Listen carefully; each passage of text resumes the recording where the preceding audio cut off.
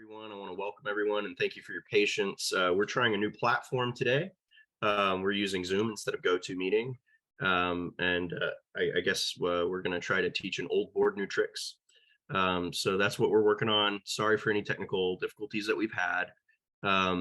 Additionally, I do have to regrettably inform everyone that despite our best efforts due to a scheduling issue, we were unable to get the interpreters here, although we were under the impression until just this morning that they would be here. It's our hope that closed captioning works and functions, for that requirement. Originally we had planned to use closed captioning today as a test and use the interpreters as the sure thing. So please give us some grace as we kind of work through this. Let's go ahead and get started. We'll do introductions, starting alphabetically in the panelist list. Go ahead. Actually, it doesn't do it. We'll just go down the list of panelists then, since it's not alphabetical. Hi, everybody. I'm Bonnie Stringer. I am the Society Exchequer. I'm known in the society as Marcel Aurelian, and I hail from Glen Aubin. Louise? I guess I'm at the top. Hi, everybody. I am Louise Ducre. I am the VP of Corporate Operations out here in the San Francisco Bay Area. Hey, everybody. I'm Ross Regner. I'm the current chairman, and I hail from North Alabama. My kingdom is Meridies. Hey, Go ahead and interrupt, but I think we may need to explain to the attendees how to turn on closed captioning in case they are not aware of how to do that should they need it. Absolutely. We all had to learn how to do this yesterday during our practice session as well. So if you want to enable captions, along the bottom of your screen, there is a CC button. It should say show captions. And if you hit the up arrow on that box, you can select enable captions. Also, if you select caption settings, you can make them larger. You can also move them around on your screen by clicking and dragging. Louise, could I ask you to also type that up and put it in the chat box for folks who may be hearing impaired? Thank you. Absolutely. All right. And because nobody can see the captions unless they've enabled them. Right. CT, go ahead and introduce yourself, please. Okay. Excuse me. This is CT Alderson in the Society, Aldred von Lexend aus Froschheim. I'm in sunny Southern California, Kaid. On to the next. I'm the archivist. Travis, if you could introduce yourself, please. Yes, I am Travis Shank. I am the archivist-elect, and I am in snowy Artemisia. Thank you very much. And Charles? Hey everyone, Charles Chuck Burke here, and I am the new DEI officer, hailing from right outside Seattle in the Kingdom of Ontario.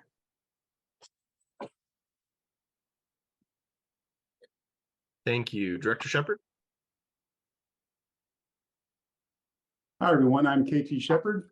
I go by Shep. I'm Ulrich von Brandenburg in the SCA. I'm from Huntsville, Alabama. And I am the ombudsman for Ontier, Trimeris, Glen Aubin, and the Marshall. Thank you. Bridget? Thank you, Mr. Chair. Hello, everyone. I'm Bridget Costello. I'm the Communications Officer, known in the Society as Andertonne, and I am calling in from the beautiful and enormous Kingdom of Lockhart.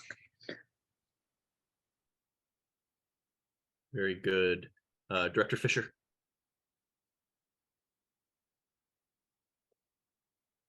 Hi, I'm Gabrielle Fisher. I live in Ontario, Canada, in a small town called Pontypool. I'm in the Kingdom of Eldamere. In the SCA, I'm known as Adrielle Carrick. I am the ombudsman for Avacall, Drachenwald, Locock, and board recruiting. Miss Jennifer Smith. Thank you. Hello, everyone. I am Jennifer Smith in the SCA. I'm Emma de Featherston. I live in Oklahoma and it's the Principality of Vindheim in the Stellar Kingdom of Onsteora. And I'm a Society Herald. Director Crockmall. Hi, everyone. My name is Jennifer Kruckmal. I am the director for Seat C. I am the ombudsman for the kingdoms of Callantyre, North Shield, Outlands, and for IT and Communications Committee.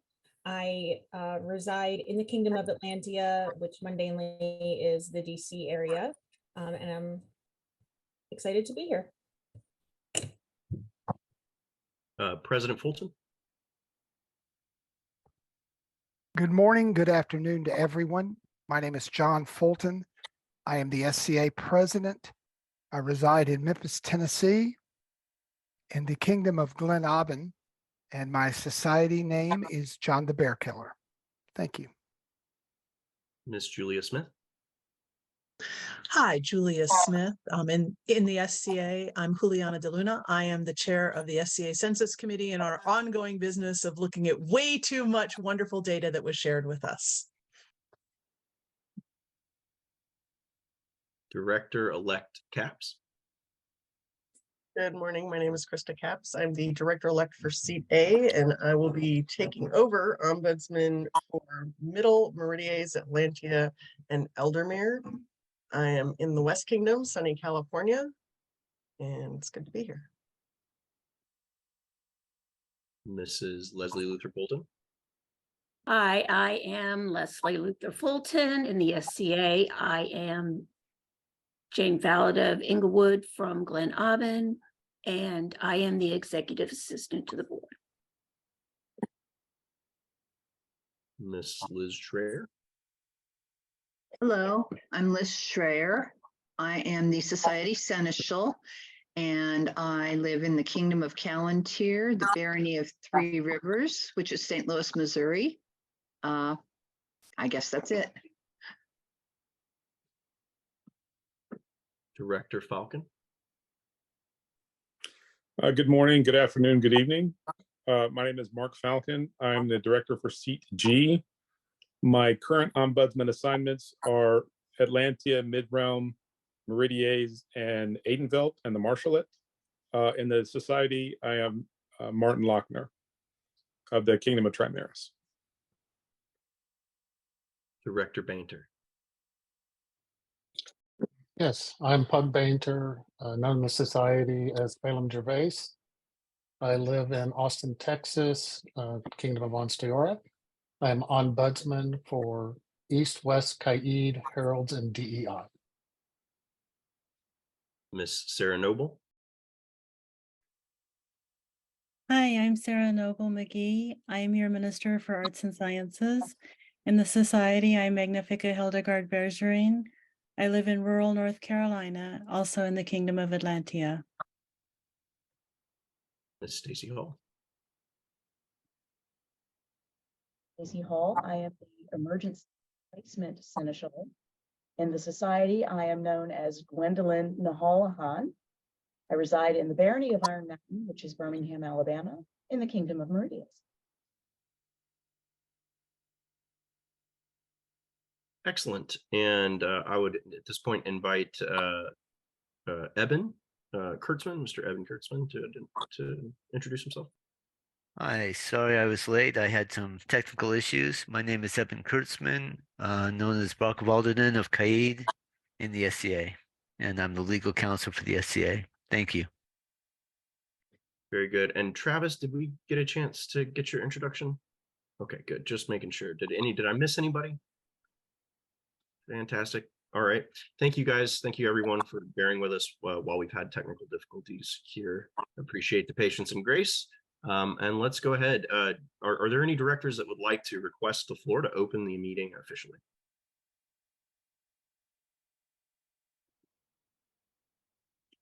Director Falcon.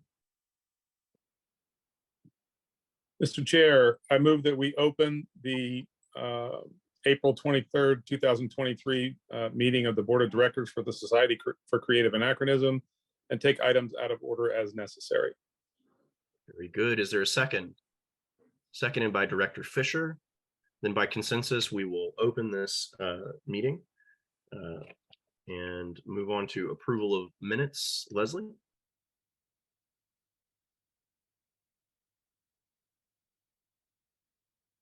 Mr. Chairman, I'd like to present the January 22nd, 2023 quarterly meeting minutes, the February 27th, 2023 conference call meeting minutes, and the March 27th, 2023 conference call meeting minutes for your approval. Very good. Would anybody like the floor? Director Fisher. Mr. Chairman, I move we approve the January 22nd, 2023 quarterly meeting minutes, the February 27th, 2023 conference call meeting minutes, and the March 27th, 2023 conference call minutes, all as presented. Moved by Director Fisher. Is there a second? Seconded by Director Krochmal. All in favor? Any opposed? Motion carries unanimously. At this moment, I would like to recognize myself and take the floor. I have a statement to make about the February 27th, 2023 conference call.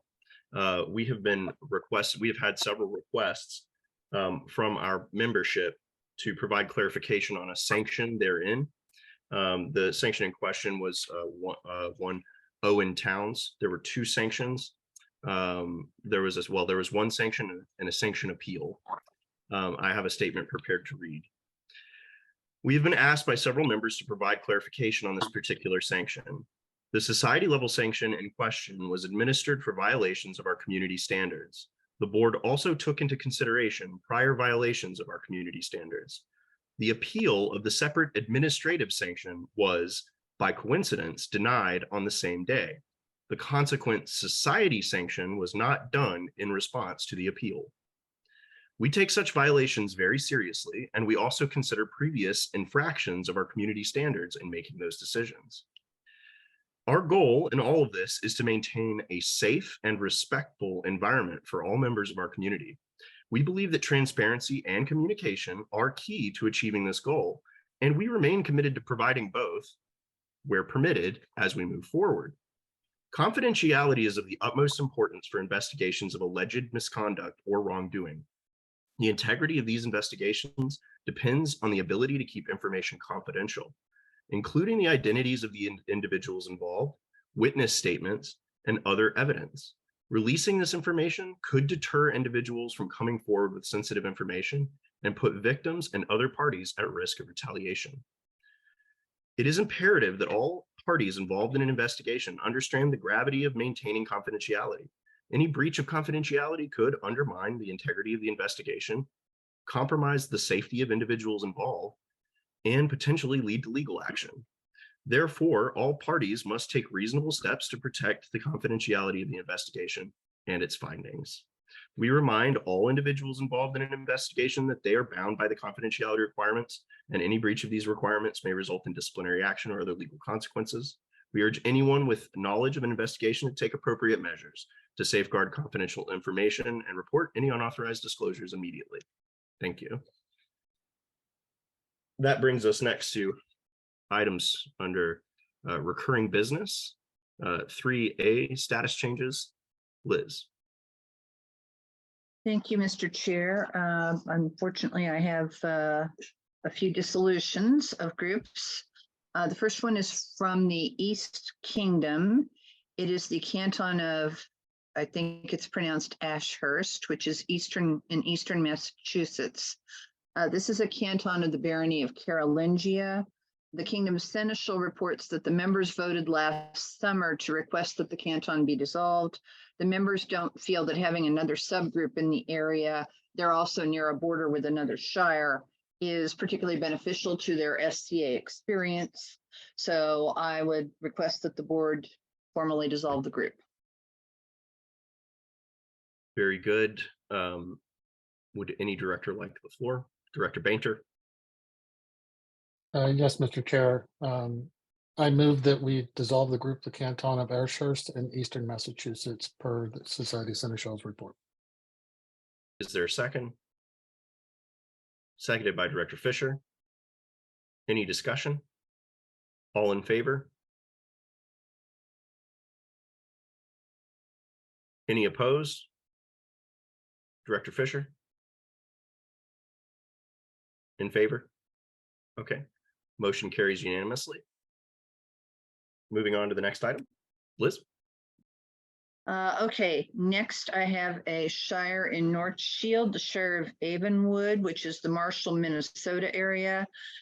This is a case of a small group in a fairly rural area not being able to sustain itself over an extended period of time due to lack of membership and lack of officer volunteers. The Kingdom has requested that the group be dissolved for lack of viability. Director Fisher? Mr. Chairman, I move we approve the dissolution of the Shire of Avonwood in the Kingdom of North Shield effective immediately. Is there a second? Seconded by Director Crockmall. Any discussion? There being no discussion, we'll call to question. All in favor? Any opposed? Motion carries unanimously. Next item, Liz. Okay, one more, again from North Shield, the Shire of Term-on-Dempsey, which is Sheboygan County, Wisconsin. Much the same as the previous one. Seneschal of North Shield is reporting that their larger groups and more urban groups are doing very, very well, but some of their smaller, more rural groups have suffered from a decline in membership, probably partly due to the pandemic and willing officer volunteers in recent years. Sadly, this is another one of those. The Kingdom is requesting that the group be dissolved. It doesn't have enough members anymore. Thank you, Liz. That's regrettable. Would any directors like the floor? Director Crockmall, you have the floor. Mr. Chairman, with regret, I ask that the board recognize the dissolution of the Shire of Term-on-Dempsey in the Kingdom of North Shield as requested by the Society Seneschal. So moved, seconded by Director Shepherd. Any discussion? There being no discussion, we will move to a vote. All in favor? Any opposed? Motion carries unanimously. Moving on to the next piece of recurring business, quarterly meeting schedule. Louise? Yes, thank you. We have currently the next quarterly meeting we have on July 23rd, which is scheduled tentatively to be virtual. And we also have October 22nd, 2023, tentatively virtual, potentially in person. These are the next board meetings we have scheduled. Very good. Would anybody like the floor to discuss that? All right, and then we have invited guests for virtual meetings, all corporate officers, and the next conference calls for just this quarter, May 22nd and June 19th. Very good. Thank you, Louise. Any warrants, LLF? Oh, and I understand the next item was also me. All bank authorizations that have come to this office have been processed or are pending. Thank you. Thank you. Thank you, Louise. Sorry about that. Any warrants, LLF? No? You're on mute. I'm sorry. Zoom is tricky. It'll get you. I have 3 deputy warrants, one from Laurel, one from the Exchequer, I believe, and one from A&S. 2 of those have been already approved. One has gone out this morning for approval. They all fall within the purview of the offices, and paperwork has gone back to the 2 that have been approved, and the other will be returned as soon as that approval is given by the board after this meeting. Very good. Thank you, Leslie. Moving on to ongoing projects. Just a moment. Yes. Oh, Director Bainter. LLF, is this where you would like to discuss the That's been process for the- corrected. Okay, thank you. You're welcome. Director Bainter, having yielded the floor, we'll move on to ongoing projects. Board recruiting. Gabe, or Director Fisher, sorry. It's fine. As of today, we have 43 candidates on the list of board nominees with 13 kingdoms represented. We would love to see that number grow. As always, nominees and additional nominees are always welcome. You can self-nominate, and as well, commentary from the membership is always welcome. Thank you, Director Fisher. Board Thank you. representation, Leslie.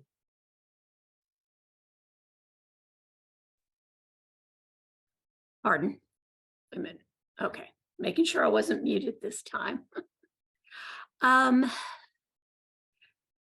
We are currently looking for groups to volunteer for panel discussions. The preference is for local events, if possible, with the idea to have a more personal experience with the board and corporate officers.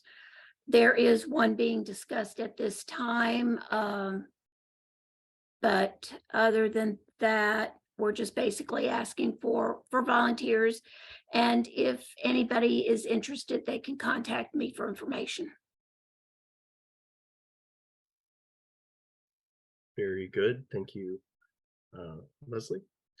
That brings us to old business. For A, variances. Liz.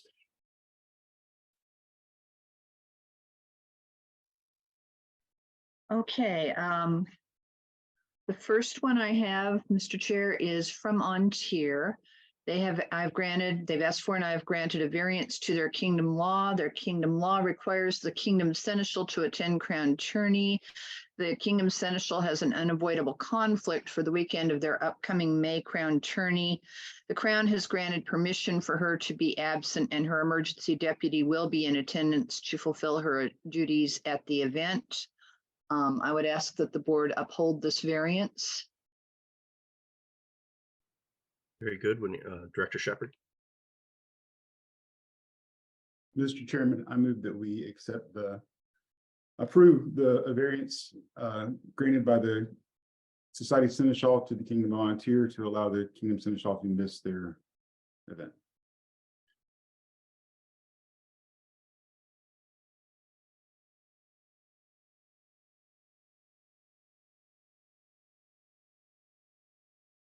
Bart, you're muted. Second, sorry.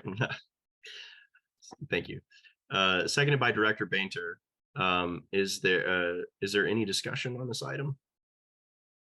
Director Bainter, you have the floor. Thank you. This is something that we have talked about before, and I want to reiterate. Kingdoms should re-look at their kingdom laws with regards to these things they're requesting variances for in order to have fewer of them.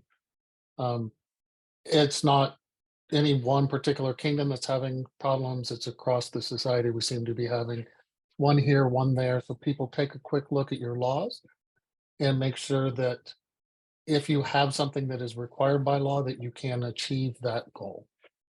And I yield. Thank you, Director Bainter. Chair recognizes Ms. Schreier. Funny you should say that, because on the next one, which is also from On-Tier, I was going to mention that I have been assured that the On-Tier royalty is actually planning on doing some adjustments to their laws. And I have some other kingdoms who have indicated they are doing this, because I have been preaching this for a while.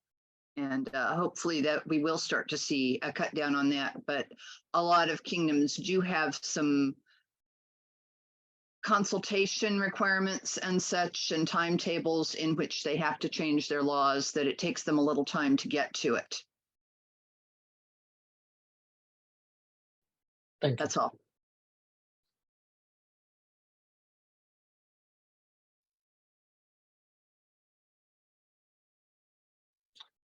Art, you are muted again. Sorry about that. Would any, the current item is A, the first anterior variance.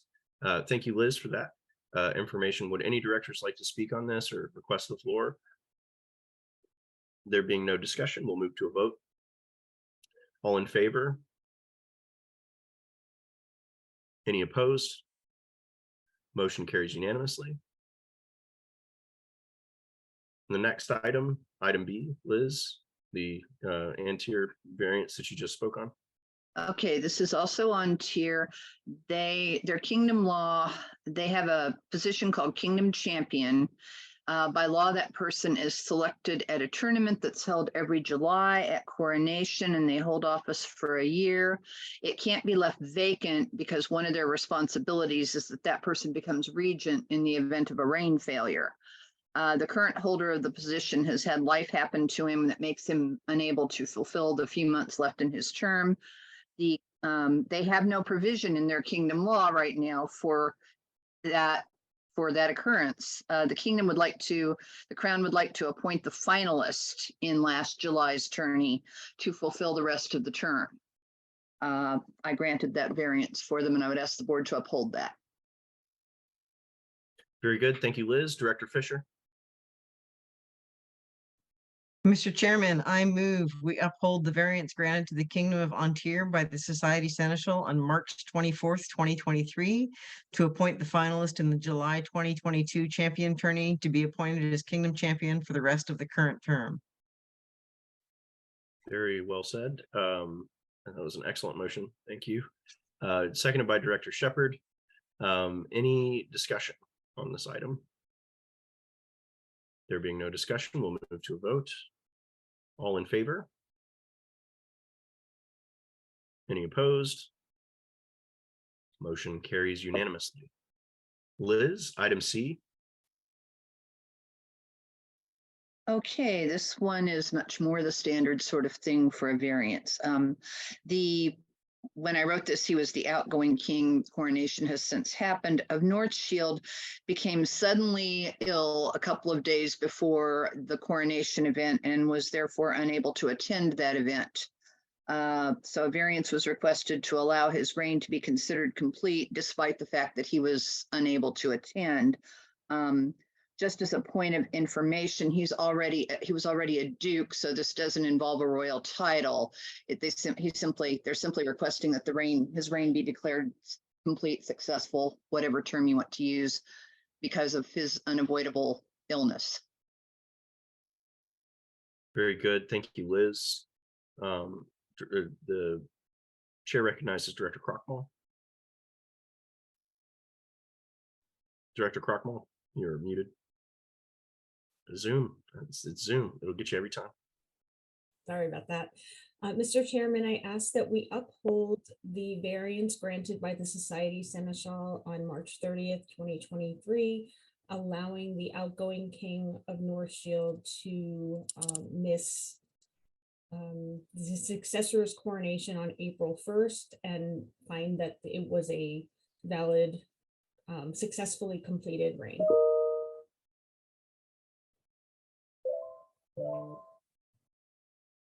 So moved by Director Crockmall. Is there a second?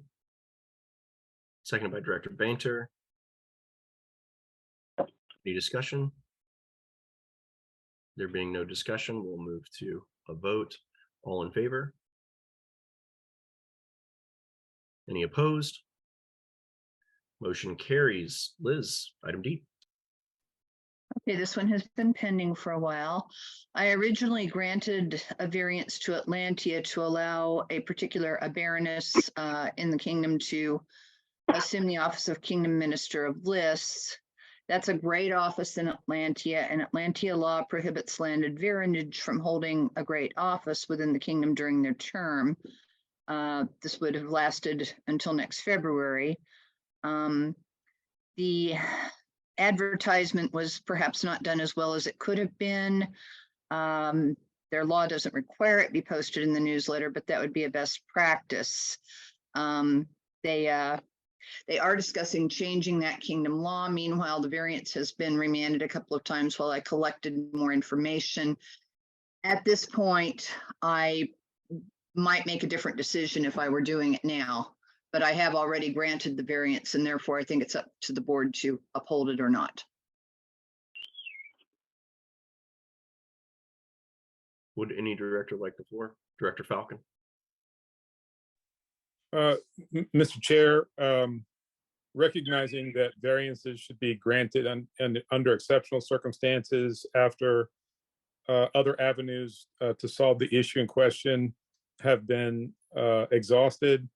It is not my belief that this particular situation meets that standard, and I move that we deny the variance as presented by the Society Seneschal. So moved. Is there a second to deny that variance? Seconded by Director Bainter. Any further discussion? I will take the floor. I concur with you, Director Falcon. I think that in this instance, the particular laws in question are exceeding the average standard across the society, and are possibly putting an undue burden on the kingdom and administrators within that kingdom. I think that to have to grant a variance for this kind of shows that there's a preponderance of rules here. And I think that if what our Society Seneschal is saying is true, that they're going to take a good hard look at these laws and potentially rewrite them, I would say that I think that's a pretty good idea. And I will yield the rest of my time back. And Director Falcon. Thank you, Mr. Chair. I would also add to that based on the subsequent questions asked and by the Society Seneschal and answered by the kingdom, the fact that the position in question was not published in their kingdom newsletter is ultimately what is telling to me, in that, you know, all efforts to fill this position were not exhausted. While there is no specific law that requires them to do so, given the extraordinary nature of variances, it seems prudent to make sure that all potential avenues are exhausted before a variance is requested from the board, and that is the basis upon which I ask that the variance be overturned for the benefit of anyone who might need to take this back to the kingdom. Thank you, Mr. Chair. I yield my time. Thank you, Director Falcon. Anybody else? Would anybody else like the floor for discussion? There being no further discussion, we'll move to a vote. All in favor? And to clarify, this is all in favor of denying the variance. Any opposed to denying the variance? That motion carries, but just, you know, point of order, it carries in that it is denying the variance, Liz. So please follow those that directive appropriately. Thank you. And that brings us to the end of variances. Next up, under old meeting or old business, we've got GoToMeeting alternatives. Pug, Director Bainter, sorry. Thank you. As part of our efforts to improve our inclusivity with the membership, we have been evaluating our previous platform that we use, GoToMeeting, GoToWebinar. We compared it with Zoom, MS Teams, MS Live, and WebEx. After that evaluation, we think that the best option was Zoom. That is why we are trying it out. And I believe yesterday we approved the moving forward with that. Does that require a motion of any sort? I don't see why not. You know me, I love motions. Would you like to Alright. make a motion? I would. I would move that we direct the corporate VP of operations to move forward with making Zoom and Zoom Webinar our default communication platform. Very good. Is there a second? Seconded by Director Shepherd. Any further discussion? I'll take a moment to recognize myself. I just want to say that I really appreciate everybody bearing with us as we transition to Zoom. We've had a couple hiccups. Really appreciate all the hard work that went into getting us switched over to it. And Louise, I think the background and the branding looks great. So kudos. Any further discussion? I also need to recognize Katie, our marketing officer, who helped with the background. Well, more kudos to Katie. Anybody else like the floor for this motion? Okay.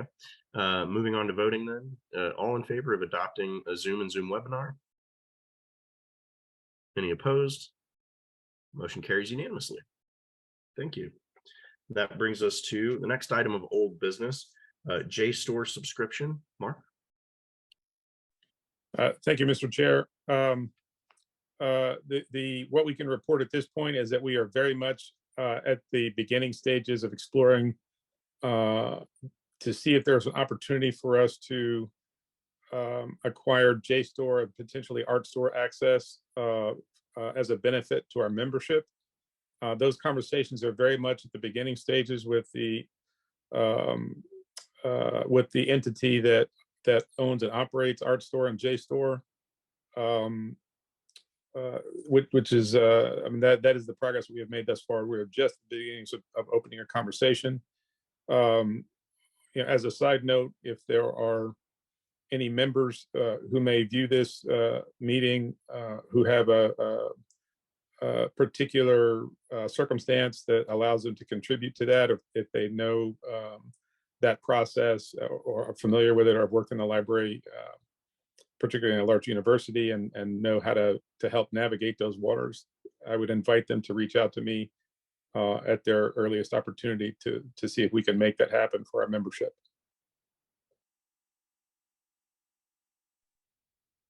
Very good. I yield my time, Mr. Chair. Thank you, Director Falcon. For those of you following along at home, this is under old business, but it may appear to be very new business to everybody. If you'll actually look back in the minutes that we just approved, which should be available shortly, you'll see that we've been discussing this for a little while. So I just wanted to clarify that. And additionally, I want to take an opportunity to just let everybody know, if this is the first time you're seeing a board meeting, a lot of the documentation and things that we're discussing have been available to us for several weeks. The board and its officers review information for weeks ahead of time. It's hundreds of pages of information that we go through. And so if this meeting seems a little clipped or quick, it's because we've been preparing for it very hard for the past few weeks. So sometimes there's not a lot of discussion because we've already kind of poured over all the documentation and we're ready to make a decision at this juncture. So moving on to the next item, Chair recognizes Director Shepherd for an update on the Peerage Committee. Thank you, Mr. Chairman. So at the February 27th conference call, we reviewed the peerage proposal and had a few issues with it, and we sent that back to the Peerage Committee for rework. They have not had an opportunity to meet yet. That was just before Gulf Wars. There was a Gulf Wars in between. They've had some issues getting together in time, and I will readdress it with them after this meeting and attempt to get that moving. Very good. Thank you, Director Shepherd. Does anybody else want to say anything on that? I'll take the opportunity to say that I remain committed to, moving forward and having discussions with that committee, but, communication is a two-way street. So would really very much appreciate an opportunity to meet with them. All right. And just a quick point of clarification, Leslie, the second on the Zoom motion was Director Shepherd. All right. And that brings us to the end of old business. That takes us to item 5, new business. 5A, International Affiliate Agreement Review. Carolyn, who is not here, so who'd like to take that? John, could I ask you to? Thank you. Yep, I was just looking for my unmute button. So that has to deal with discussions with our affiliates in Europe and Australia and New Zealand about fees and such, but this is something that needs to be worked through with them and discussed with them, and I believe that it needs to be done in a little bit later with a little bit more informal manner and discussion with them. It is not an immediate urgent thing to do. Our contracts and everything like that go through August. We're approaching August quickly, and that type of discussion with them needs to be done where everybody has plenty of time to look at everything and decide what we want to address and what may or may not need to be changed, because it takes an agreement by SCA Inc. and by the affiliates themselves on any change. So right now, just it's a great deal of work and a great deal of communication that needs to be done later on. Thank you. Very good. Thank you, John. That brings us to the next piece of a new business, item 5B, sanctions, policies, and procedure manual revision. Liz. Mr. Chair, this is an item that I had been asked to revise one particular area of, and when I looked at it, I noticed that some other things needed revision as well. It appears to need a little further work before it's actually brought to the board for approval. Became clear that some people didn't send me edits quite when I asked for them and so forth. So I would actually like to ask the board to send this back so that I can work on it some more. Very good. Then by consensus, unless anybody is opposed, we will remand that for further work, or return that for further work. Excuse me. Director Bainter? Yeah, I want to thank Liz for doing this and apologize on at least my behalf and probably some of the other board members of not getting you the feedback that you requested. I yield. Very good. Any further discussion? If not, we'll move on to item 5C, the 2022 annual report draft. Bridget? Thank you, Mr. Chair. So I propose for the board's approval an annual report for 2022 that can be distributed to all of our members and participants via the standard channels, which will be published on the website and then distributed in terms of announcements via the email list and some of our social channels. I'd just like to make a comment, Mr. Chair, that this is a very high-level report. It is the initial report, and the intent would be that reports published for the following years will have more detail and more information to help inform our participants about the workings of the organisation in the previous year. So while we acknowledge that this is a first step, I would ask that the board approve the report for distribution.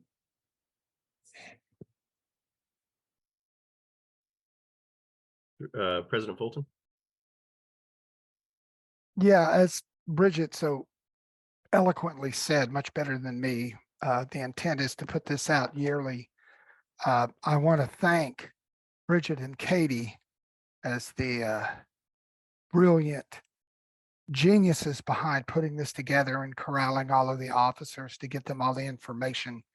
And again, to thank them and to say as she said much better than me, that this is the first time we've done this. It is going to go forward.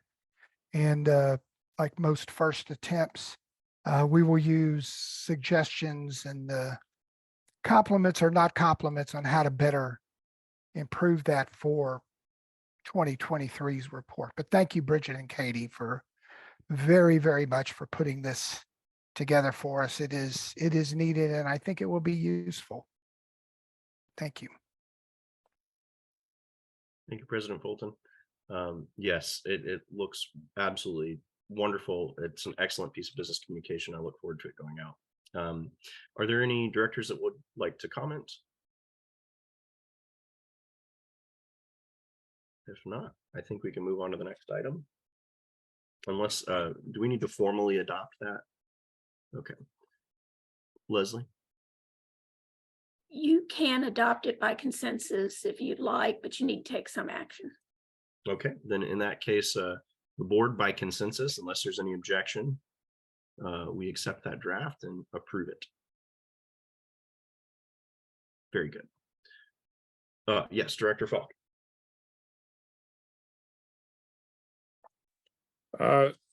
Mr. Chair, is it within the purview of her office, or do we need to direct the communications officer to distribute that report? Director Bainter. This is a corporate communication. I think that falls under the purview of her office. We have approved the content. I think that they can take care of the rest of their work to distribute. Understood. Thank you. All right. I accept that interpretation as well. I think that was a good way to handle it. All right. Moving on to reports. Item 6. President's report. John? Oh, wait. Excuse me. Leslie, did you have your hand up? I did. I was just going to ask if you'd like this attached to the minutes as an addendum. The acceptance of the 2022 annual report draft? No, the report itself. Yes, actually, that's a great idea. I think it would be good for folks to see it.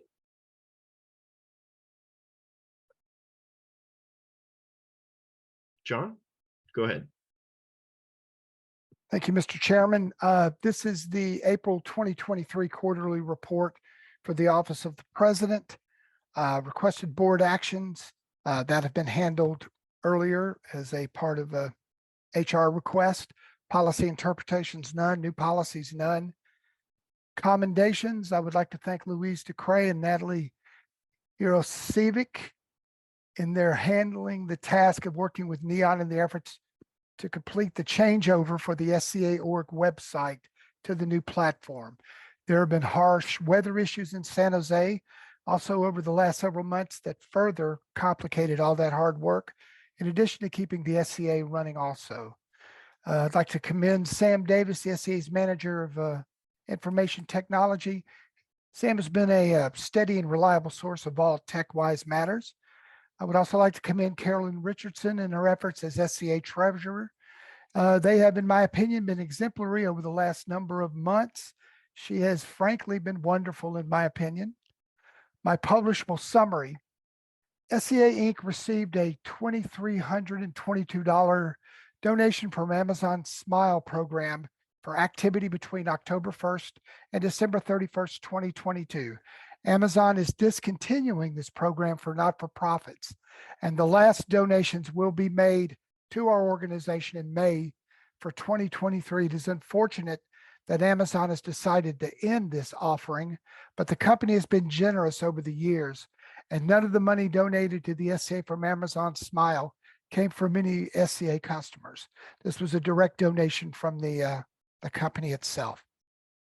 Charles Burke, Baron Charles de Bourbon, OL, is settling into the Office of Diversity, Equity, and Inclusion.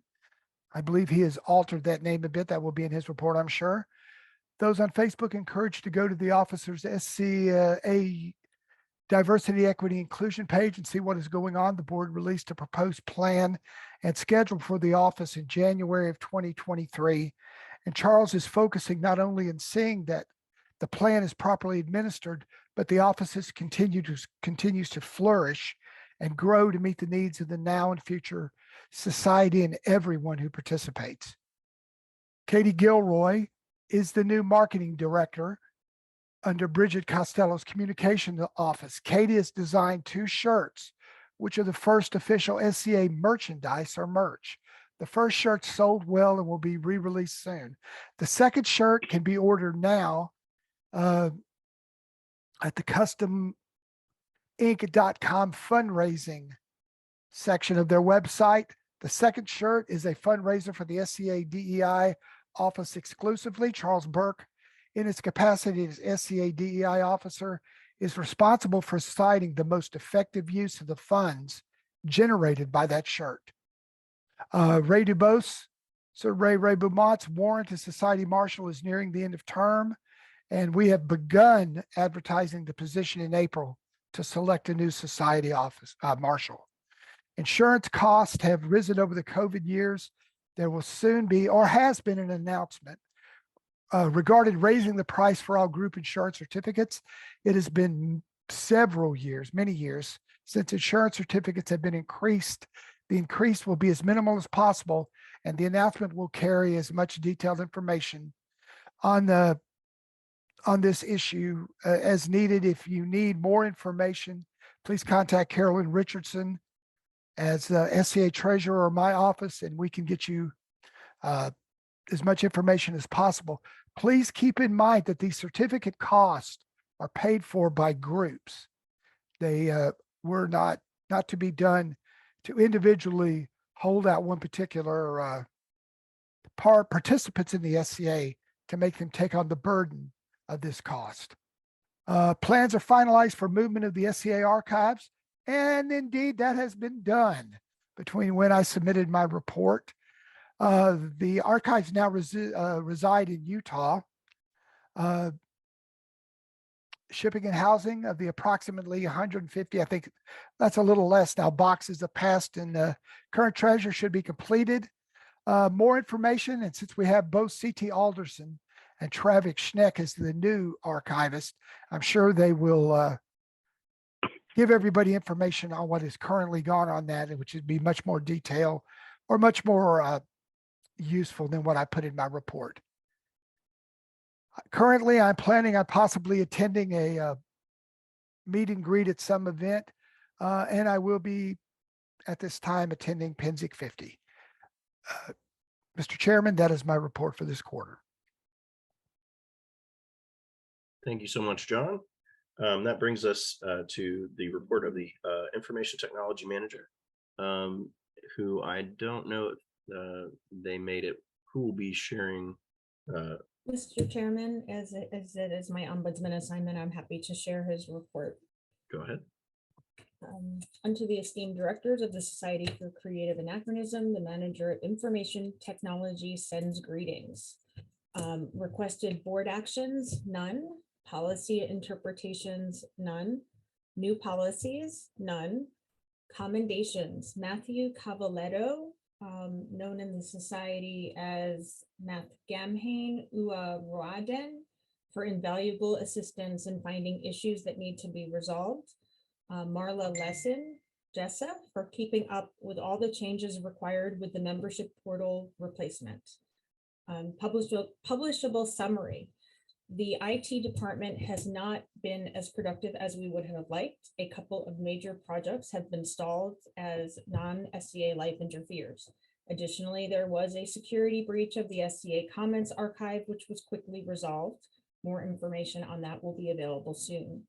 The webmaster's office has made a lot of progress on keeping our websites up to date and making the corrections needed because of the membership portal change. They have been kept very busy and are working constantly to keep the website updated and improve functionality and appearance. The IT department is happy to announce the creation of helpdesk@sca.org. This email address should simplify reporting IT and membership portal related issues. We are also looking to bring on a new Linux system administrator to help with some of the backlogged projects. Resumes should be sent to resumes@sca.org. Please copy IT@sca.org, and the application deadline is April 15th, 2023. Questions about this and any other issues should be directed to it@sca.org. And that concludes Mr. Davis's IT report. Thank you, Director Crockmall. And the subsidiary report of the Society Web Minister, I believe he is here. Mr. Milano. Thank you, Director. Greetings to everyone. Just want to let you know that our general status report, first off, we have no requested board actions. We have no policy interpretations or new policies, no commendations as of this quarter. And right now what we've got is we've launched a new reporting form for Kingdom Web Ministers to use that makes their reporting more uniform and streamlined. At this time, we have 12 kingdoms reporting, 2 under granted extensions, and 6 non-reporting. We had a first quarter Zoom meeting last month. I let them know that if they did not have data policy on file for their kingdom, they'd need to draft one before the end of the year to be in compliance with the new handbook that was released at the beginning of the year. Several expressed not having the knowledge to draft one, but many others in the meeting have experience in writing those policies, and they're going to put their heads together and put that together for them, help them out. It's a great thing about the Slack channel that we're using for collaborative work. It allows everyone across the known world to put their heads together and help solve issues that each other are possibly having in their own kingdoms, working very well together. Second project that we've got going on is we're working on a how-to supplemental web page. We're going to use a collaborative website using GitLab and GitHub. And we've got several of the Kingdom Web Ministers that have volunteered to work on that. And it's going to be in supplement for best practices to follow using the handbook as a reference. It's not going to counter or replace the handbook. It's just going to be in addition to some frequently asked questions and things of that nature that we see. And then we've got, the reason why we're putting that together is we're seeing a lot of more web ministers that are advancing that have less tech orientation than a lot of us do at the kingdom and kingdom level. So we want to make sure that we make it as easy as possible for them to be able to do these things. And there was some discussion that we had that we forwarded on to the manager of IT concerning potential licensing agreements for software and app development, and looking for that in the use of that in the same manner as we approach release forms for photos and articles, such as the electronic database for marshalates for authorizations and things like that. What we would need to do in that is we would need to obviously involve the Kingdom Royal Marshals in the respective kingdoms if they were going to do something like that, as well as involve the society counterpart to make sure that everything is followed and no PII is being accessed. And then we also discussed Kingdom Wikis.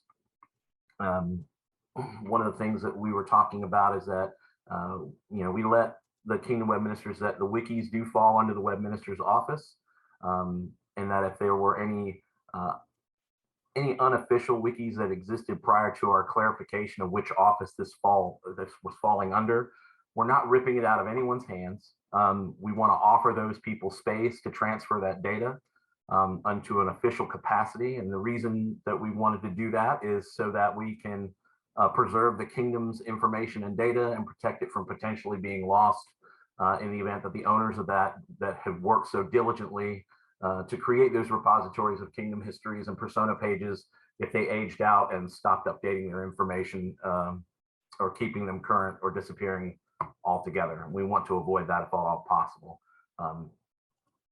So what we've got going on, the Web Minister's office is doing well.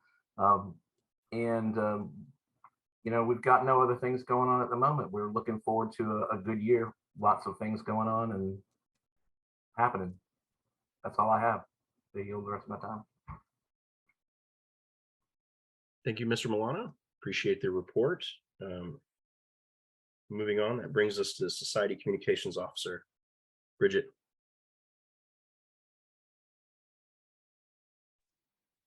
Thank you, Mr. Chair. And this report will also cover the actions of the Social Media Office.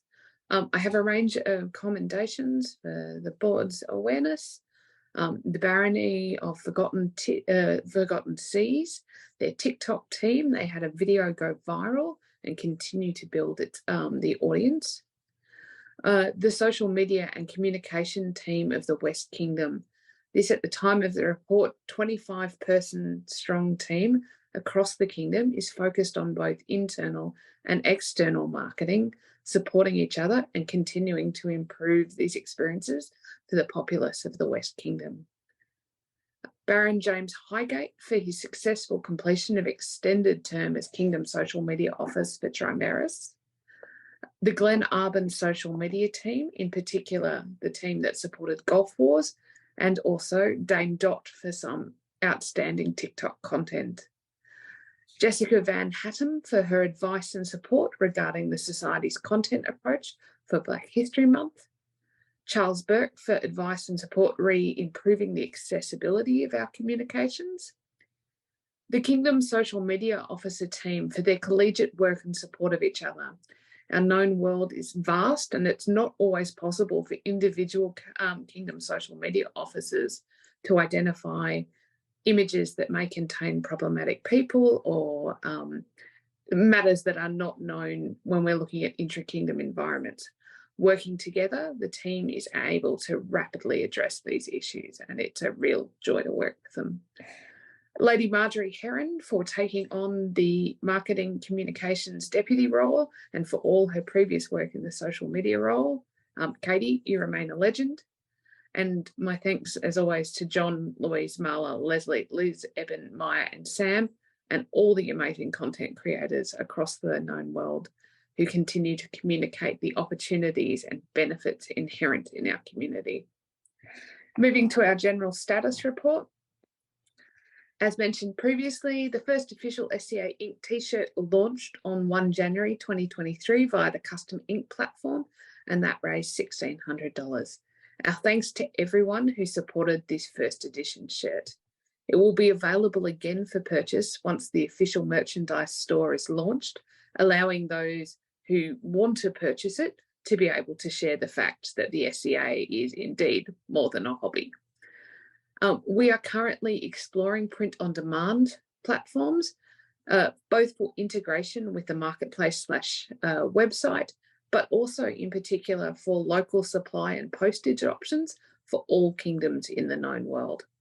Once a suitable platform is chosen, a merchandise store will be launched, and all previous designs will be available in an increased range of items. We've had a request for hats and tote bags in particular. Black History Month was recognised with a range of educational posts on the Society's social channels. These posts reflected the rich, complex and sophisticated history for that community. In work going forward, we will continue to look for opportunities to centre Black voices and sources for celebration in future years. A roster of corporate and society officers' update blogs has been developed. The intent is that officers will provide regular short updates on their officer via the announcement process, supported by the communications team.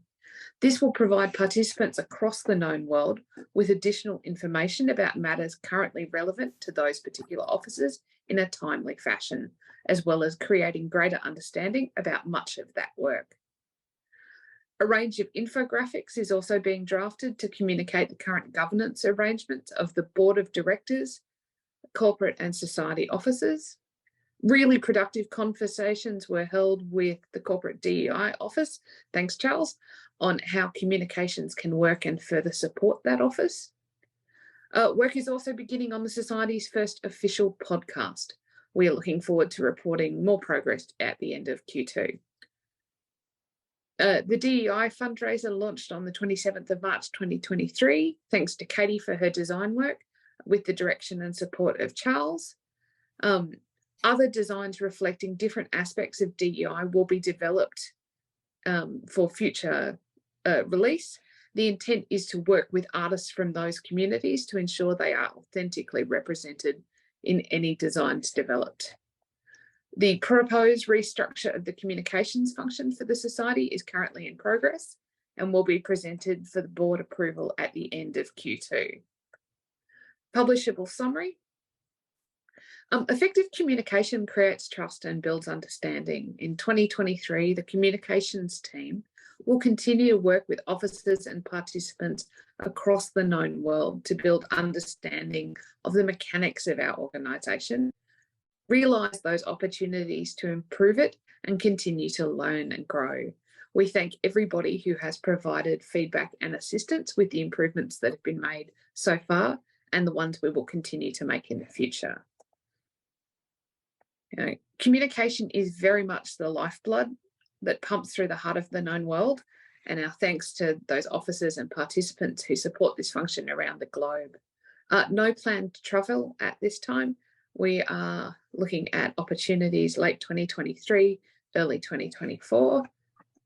And once we have restructured the communications function with the board's approval, we will be looking at content created related budgets with the President and Treasurer to see how we can support that for all kingdoms in terms of creating content that can be used by all kingdoms. So that is my report, Mr. Chair. Thank you. Thank you, Bridget, and thanks, Katie. Moving on, that brings us to the report of the Society DEI Officer. Welcome. Take it away. All righty. Hello, everyone. Thank you, Mr. Chair. I appreciate it.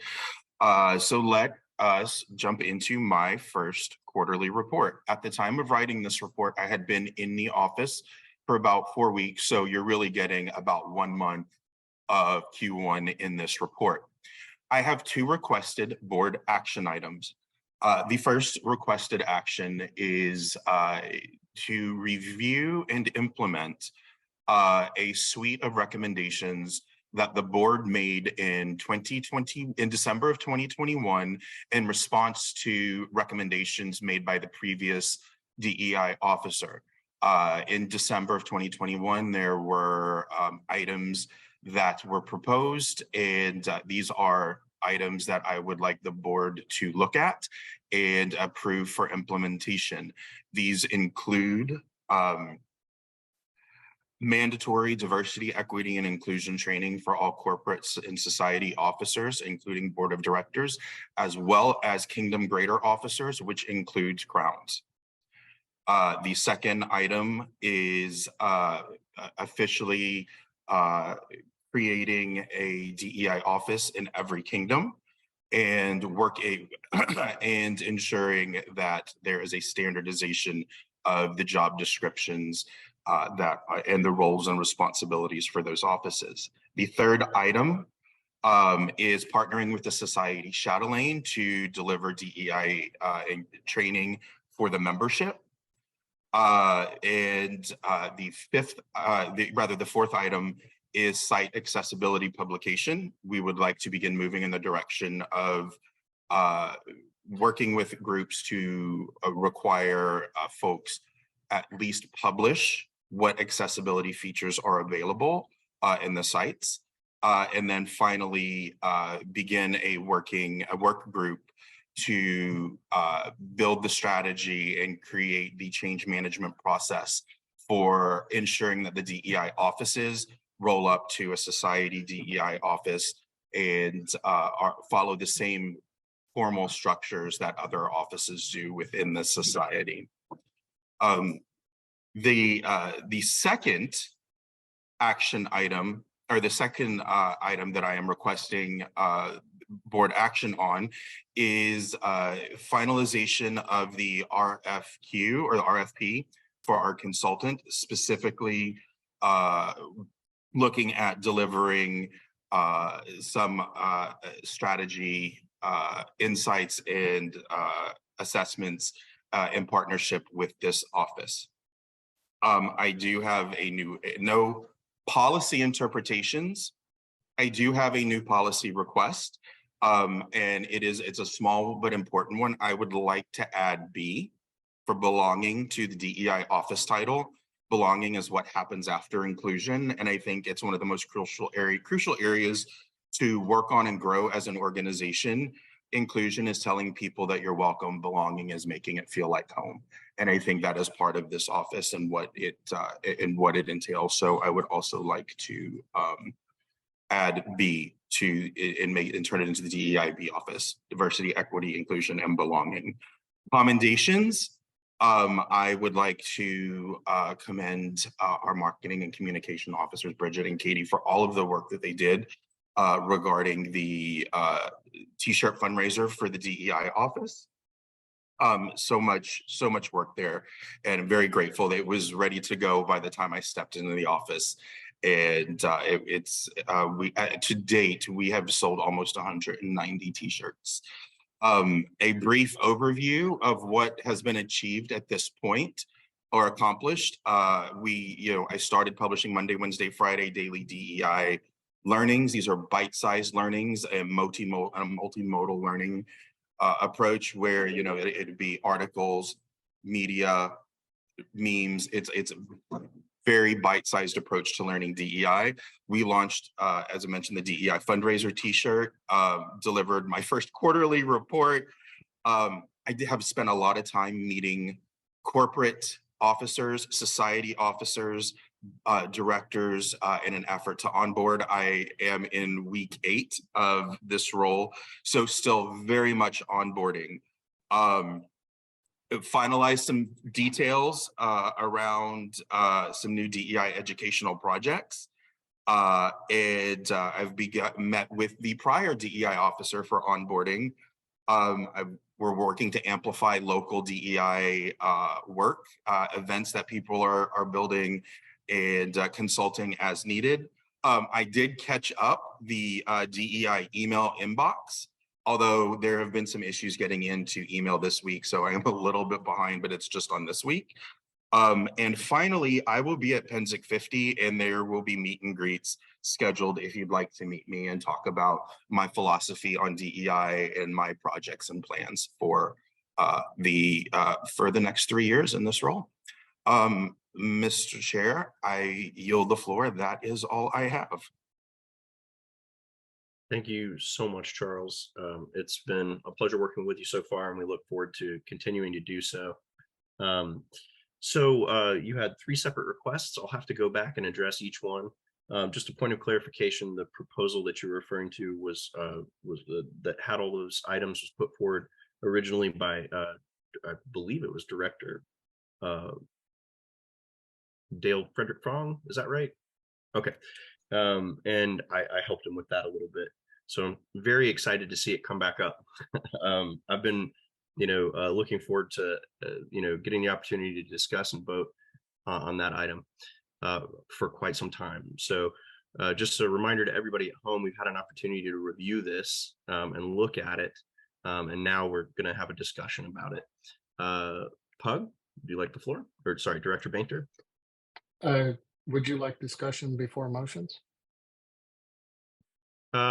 So the first item that we'll need to cover is the proposal. Then we will do the request for proposal for the consultant. And then the third will be changing the office of DEI to DEIB. So I was going to make a motion for the first one, then have discussion, then vote.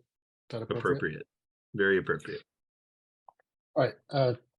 Per the DEI officer's request, I move that we approve items from the December 2021 DEI policy proposal to investigate and implement mandatory training and tracking process for corporate society board members and kingdom officers. We also collaborate with appropriate officers in order to implement kingdom DEI officers and determine roles and responsibilities for consistency. They are to collaborate with the society shadowing to identify appropriate DEI training materials in furtherance of the shadowing's efforts in recruitment and retention,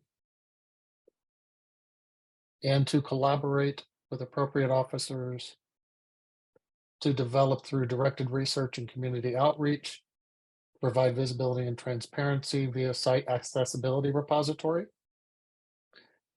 and to form a work group to investigate the potential creation of a society DE officer, the roles and responsibilities associated with the position. Did I get them all, Charles? Yes, you did. And that is seconded by Director Crockmall. That motion is now on the floor for discussion. Director Bainter, would you like to, are you retaining your hand up? I just briefly, I was going to let the executive assistant know that I'm going to send the content of what I moved so that they have that easily accessible. And I yield. Thank you, Director Bainter. Chair recognizes Director Falk. Mr. Vice Chair, in your motion, would it be possible for you to read back the second point in your list? I want to make sure I understand exactly what you said. This would be roughly around with the Society Seneschal Kingdom officers around the creation of DEI officers. I wasn't clear on. Yeah, let me read what I wrote just in case I misstated when I was flipping between screens. Collaborate with the Society Seneschal and existing Kingdom DEI officers to understand the current roles and responsibilities and creation of Kingdom DEI officers. Okay, thank you. Thank you. I yield my time, Mr. Chair. Thank you, Director Falcon. Would anybody like the floor? So I'll take the floor. Charles, are you, just to clarify, are you going to be populating that work group? Yes, I am. Okay, absolutely. I would like to lean on our existing Kingdom officers and former officers to build out that work group. Very good. All right. I just wanted to be clear with everybody here that we're going to, as part of this motion, we're delegating the responsibility of creating that work group to Charles. For further clarification, can you talk to me a little bit about the Kingdom level implementation and what all goes into that, just so I can kind of wrap my head around it?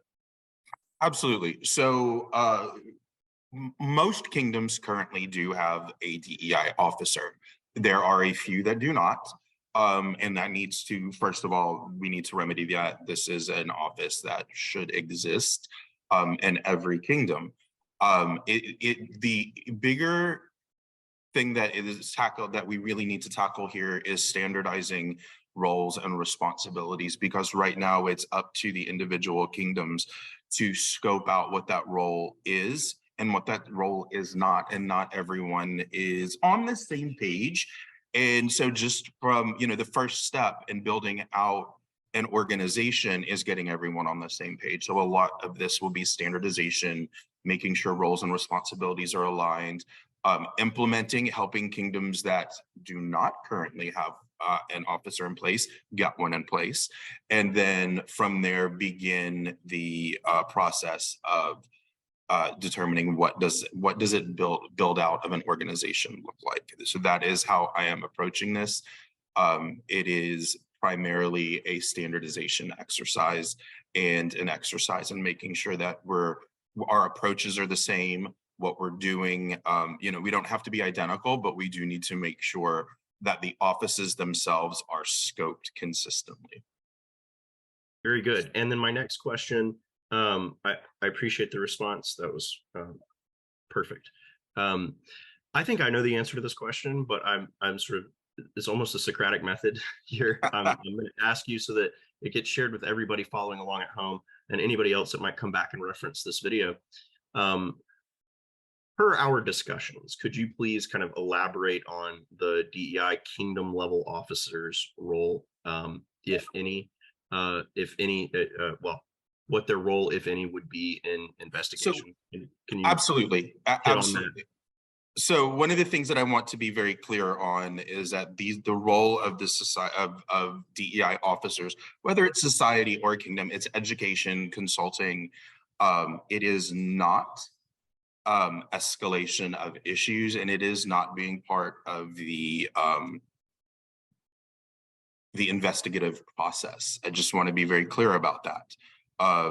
The goal here is to oversee the education and the initiatives that these offices will deliver. These offices will have a project management component that need to happen. There's a lot of work that we have to do in this space, and our kingdom officers will be critical in delivering a lot of this work. And so that is the role of these offices, to education and delivery of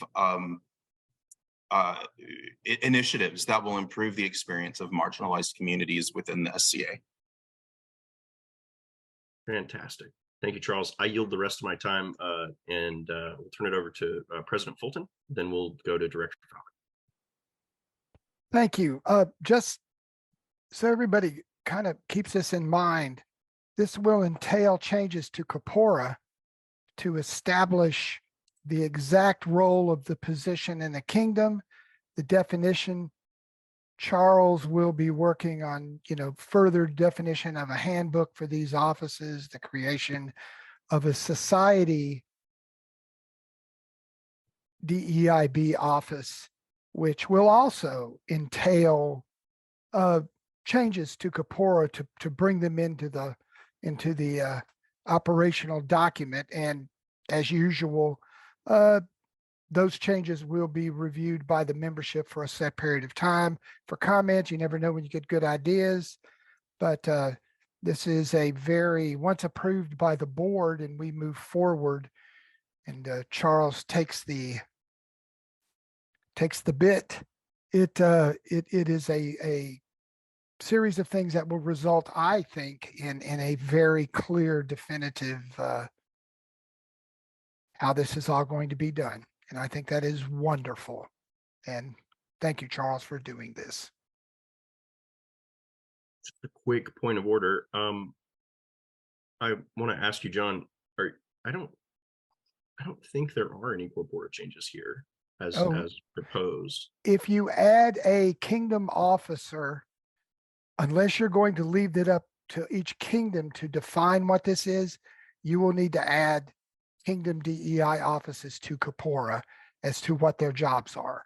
The same as every other kingdom office that is defined in corpora. If you do not do that, you literally leave it up to the crowns to decide the definition of what the office is, and that can and should not be done. It needs to be defined in corpora so that each kingdom is similar in what the job does and that definition. And every single kingdom office that is created across the society is handled inside of corpora. I don't think it'll be a hard thing. It just needs to be, written out and done and then put out. And then the board will need to change corpora. Thank you.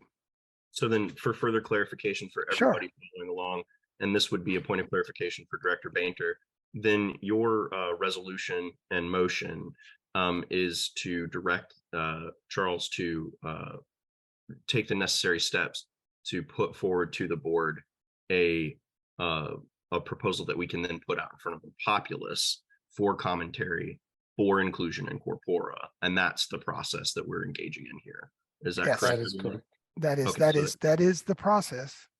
Heaven help Charles. Charles, is that germane with what you're asking us to be doing here? Yes, it is. I think that it is important to do this the right way. We can't. I think we have to do this the right way, and I anticipate that we'll go through the process of amending Corpora to handle this. It's totally. I expected this, especially after discussion yesterday. Very good. Director Falcon. I think you hit on one of the concerns that I have in that what John stated, what Charles stated, significantly exceed the motion made by Pug. I personally am in favor of providing definition and clarity to the role of the DEI office. But there's nothing in the language that he just circulated from the motion that he made that would direct Charles to begin work on something that would ultimately result in a mandatory office and the corpora changes necessary to implement that. I'm not opposed to that kind of thing, but for something like this, I think clarity is very important. And for that reason, I would ask that Pug or someone else offer a friendly amendment in distinct language that says exactly what we're voting on. Very good. I can help craft that, but I'll go to Pug then, Director Bainter. We spend all day Saturday working together and we're on a first name basis, and then we come here and try to be formal. I'm sorry about that. Director Bainter, then Director Crockmall. I am definitely in favor of that friendly amendment. I do think we need to get the specific verbiage to make sure. I don't know if it'd be as simple as changing the verbiage. The creation of a mandatory Kingdom DEI officers, because that then incorporates all the things that that John talked about. Okay, then by procedure, if you're accepting a friendly amendment, you'll need to speak the amendment and addition. There will need to be a second, and then there would need to be a simple majority to put that amendment in effect. Yes, I was, my inquiry at this time is if that amendment, the way I spoke it, would be, and to be as pedantic as I can on that particular item. It is to collaborate with the Society Seneschal and existing Kingdom DEI officers to understand the current roles and responsibilities and the creation of a mandatory Kingdom DEI office. All right. Does that cover the concerns that John has with regards and Mark, Dr. Falcon, Director Falcon have with regards to the corpora changes and the need for consultation? That does it. And may I say, I think that was what Charles actually intended when he presented all of this, was to have that office created for the kingdoms as needed for each of the kingdoms to make for consistency, rather than what we kind of don't have. We don't have that right now. I think that was what Charles really meant when he presented this, having talked to him about it. Okay, very good. So Pug, do you yield? So you've made that secondary subsidiary amendment motion. Before I ask for a second, I'd like to just double check and make sure that our executive assistant has that language and you don't need any clarification or anything. I have the language, thank you. Awesome. Is there a second for that amendment?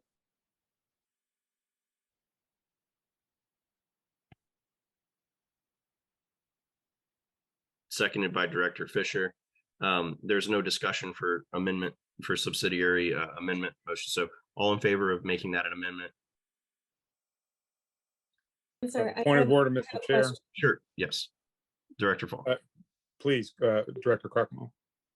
I guess I'm not, I want to make sure that I understand what the amendment is. I recall specifically discussing that we were not going to need a corpora change now, that down the road that might be necessary, but right now it wasn't necessary, that this was just going to be an office that was going to be created at the kingdom level.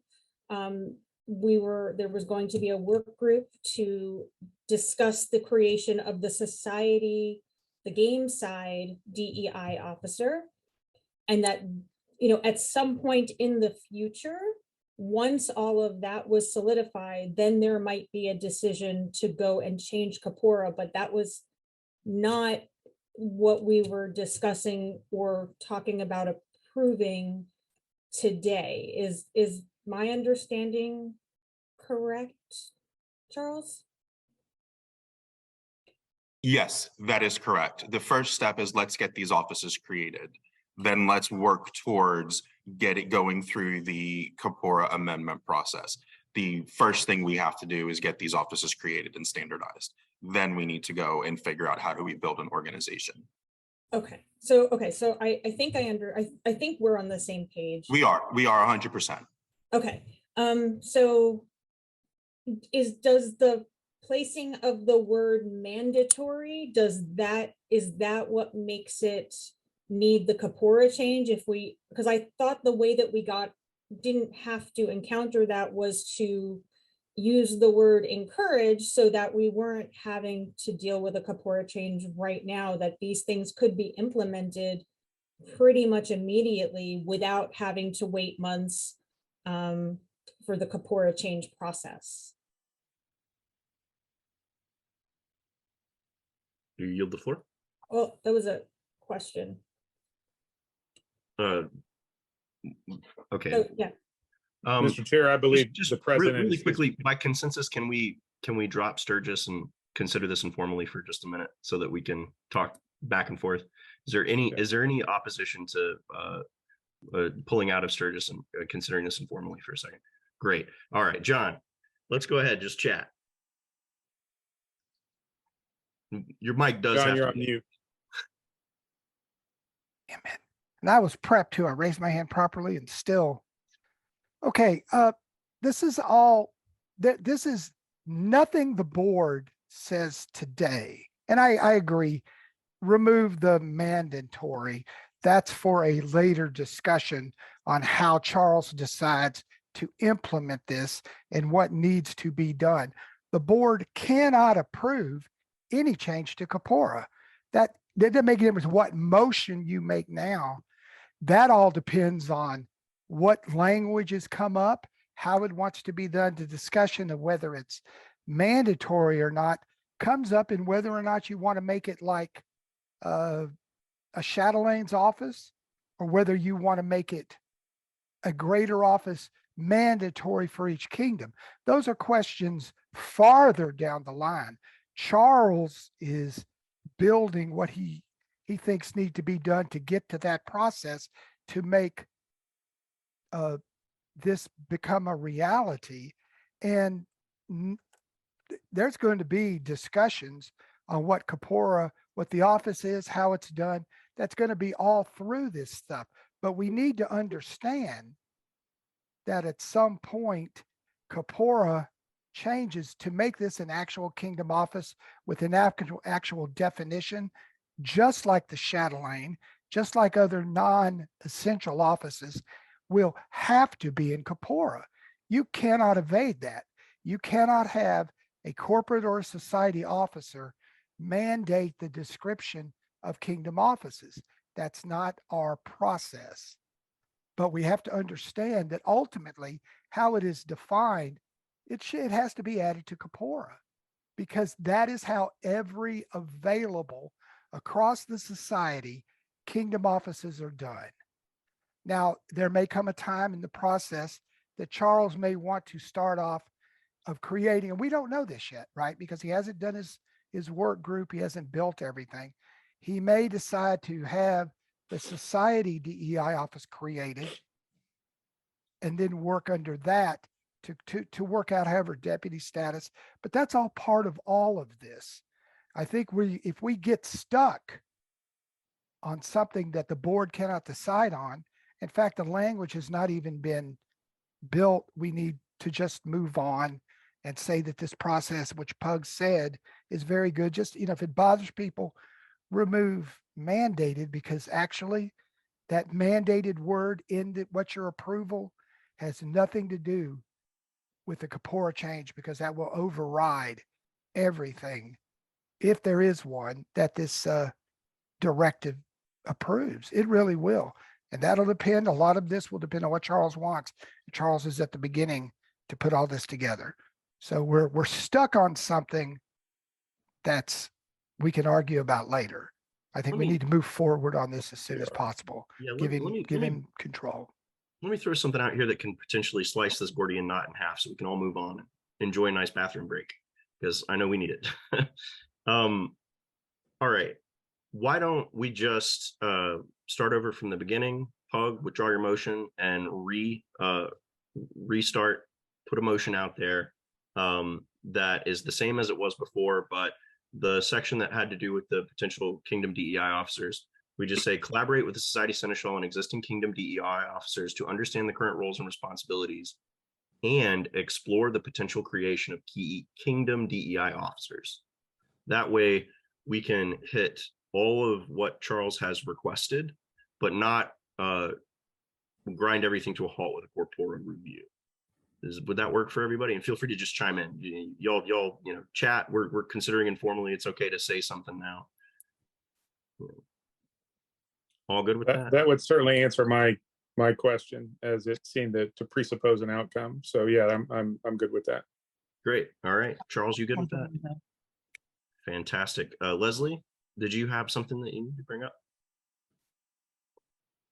You're on mute, Leslie. Oh, I was lowering my hand first. Well, I was going to say the language that I received from Mr. Bainter had neither the word mandatory nor encourage in it. There was a friendly amendment made that had that. Okay. Well then, which is, could you please repeat what this is you're wanting to do, or send it to me? I believe Pug is shortly about to withdraw his motion and remake it with the corrected language in it. Okay, thank you. Great. And then, okay, so at this point, by consensus, I would like to discontinue considering this item informally, and therefore Sturgis is back into effect. I don't have a gavel, but if I did, I would bang it. And then Chair recognizes Director Bainter. Before we get this, because I'm flipping between screens, what was the wording on the exploration? I just sent it out to everyone. It says, and explore the potential creation of Kingdom DEI officers. Oh, you did. Thank Yes. you. So I believe I'm ready now.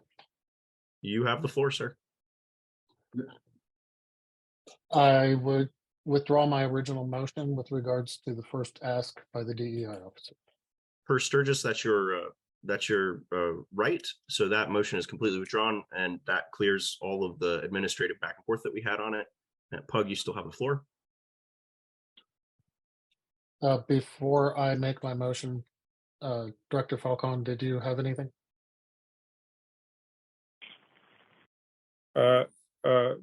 Director Boehner, my concerns and considerations were in relation to the prior motion. Since it has subsequently been removed, my concerns around that language are moot, and the proposed language, as I'm reading it, does not have any issues as far as I'm concerned. Thank you. You still have the floor? I do, and I'm going to make one minor augmentation to this at Director Krochmal's request as I read it. In regard to the December 2021 board sponsored draft of the DEI policy, the board directs you to identify or create a specific set of training materials and record keeping processes appropriate for board members, corporate and society offices, corporate office staff, Kingdom Great officers, and other relevant positions.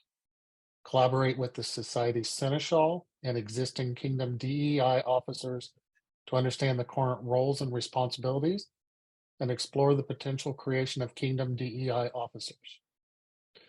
Collaborate with the Society Chatelaine to identify appropriate DEI training materials to further all Chatelaines' recruitment and retention efforts.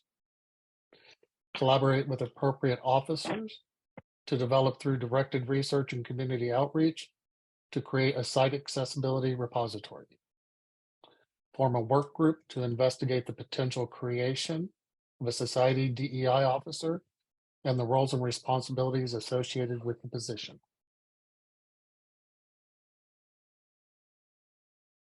Very good. Is there a second? Seconded by Director Krochmal, who was the original second on the previous amendment or previous motion. Any further discussion on this? Great. All in favor? The chair gleefully exercises his right to vote for this. It's been a long time coming. With that, the motion carries unanimously with the consent of the chair. Just a quick point of order. I apologize to everybody. I misspoke earlier. Somebody in the audience pointed it out. An amendment is absolutely debatable, simple majority. I was thinking about tabling, closing debate, or any other thing that would infringe on the right of a director to discuss and debate an amendment or a motion. So I apologize. I'll resign in shame in about an hour and a half from the chair. At this point, I would like to ask if a director would like to propose a short 10-minute break or recess. Yes, please. Director Bainter, seconded by Director Shepherd. By consensus, we will take a 10-minute break, and I'll be back here at 2:10 Central Time. Thank you, everyone. Don't forget to mute your mic.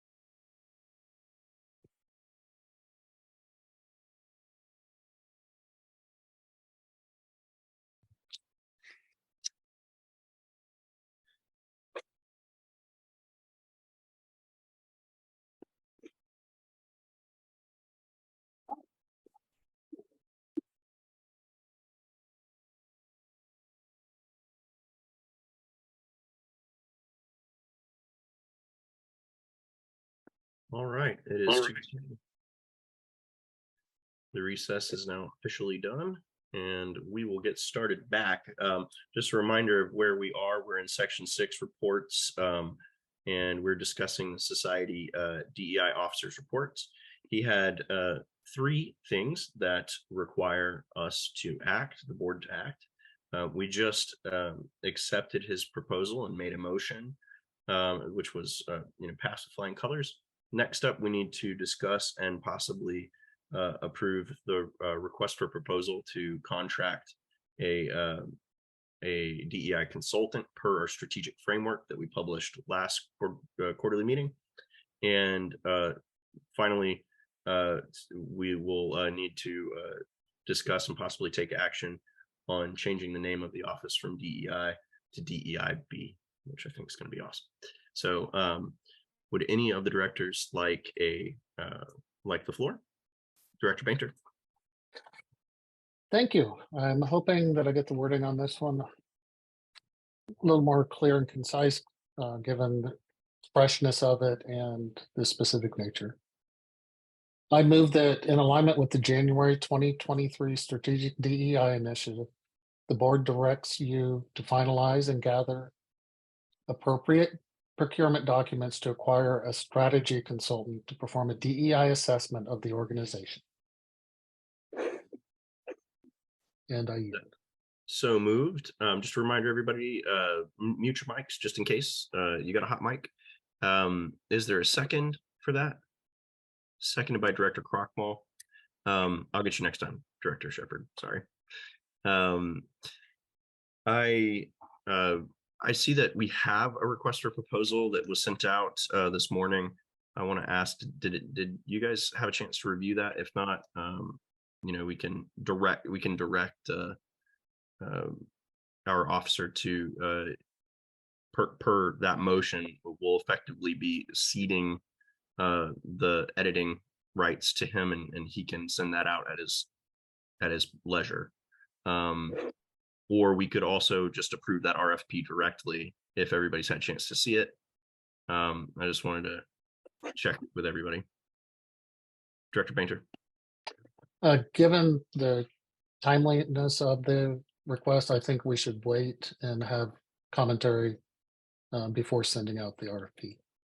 Okay, very good. All right. Any further discussion on this motion that's on the floor then? All right, there being no further discussion, we'll move to a vote. All in favor? Very good. Any opposed? Motion carries unanimously. Moving on to the next item. Would anybody like the floor to address our officer's request to change the name of the office to the Office of Diversity, Equity, Inclusion, and Belonging? Director Bainter. I am in this case, I'm actually going to have a conversation before I make any sort of motion, because I'm hopeful that President Fulton or others can correct me. Is this actually a policy interpretation or just a request to change the name of the office? Where does that appear in our governing documents and or policies that would have to be amended? Well, the corporate corpora bylaws, etc., corporate policies say the board can create a corporate officer as needed. So way back 4 years ago at that New Orleans meeting where the DE office was created, I think it was just a motion to create the office. Is that correct, LLF? So I guess it would take a motion to change the name, but it's like, the corporate social media, communications, now marketing. That's a process that can be either you can direct it to be done or you can amend the name of the office itself, I guess. The corporate officer creation is a little less defined than the society level corpora driven offices. So I think you can do either one of the two. But it has rippling impacts to the handbook of the office, at least, if not other handbooks. At some point, if it is done in that manner, there should be, each handbook should be technically be updated with that verbiage change. But I will be honest with you, that is a verbiage change. That is not a, you're not changing the very body or meaning of things. This would be like a grammar edit, and the handbooks could be updated actually without commentary or anything. Just tell the board you've updated the handbook for a grammar error, edit, make sure that it is the proper version resides in publications and that they're updated on the website and made available. So. Thank you for answering my questions. I yield the floor this time. Thank you, Director Bainter. The chair recognizes our executive assistant. I was just going to say that, you know, this is not really the creation of a new office. This is just a name change. You do have precedent. You have done this for several other offices that I can think of.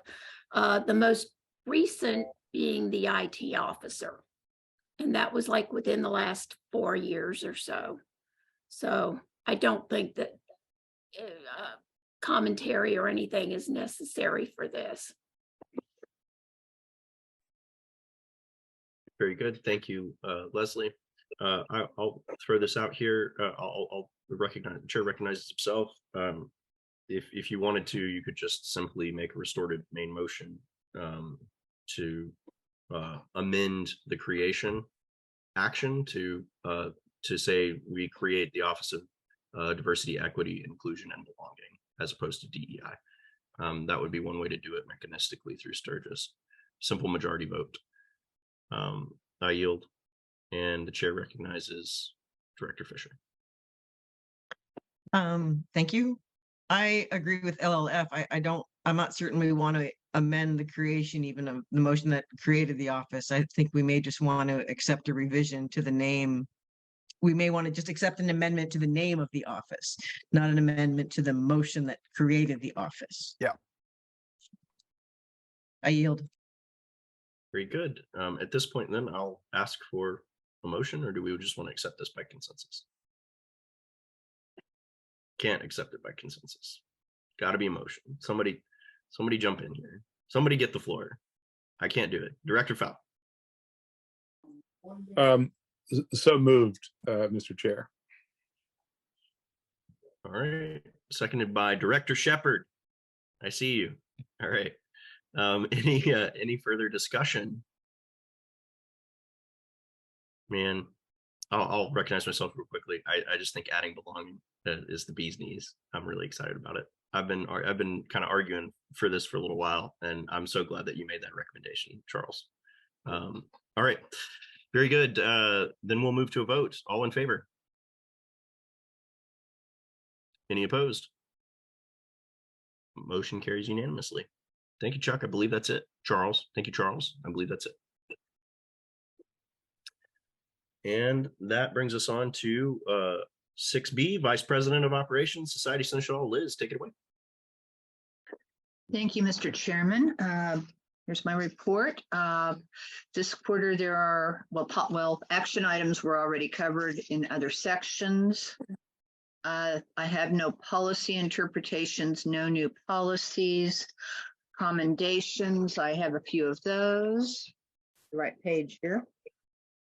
I want to offer the highest praise to Leslie Luther Fulton, Countess Jane Fallada of Inglewood, Executive Assistant to the Board.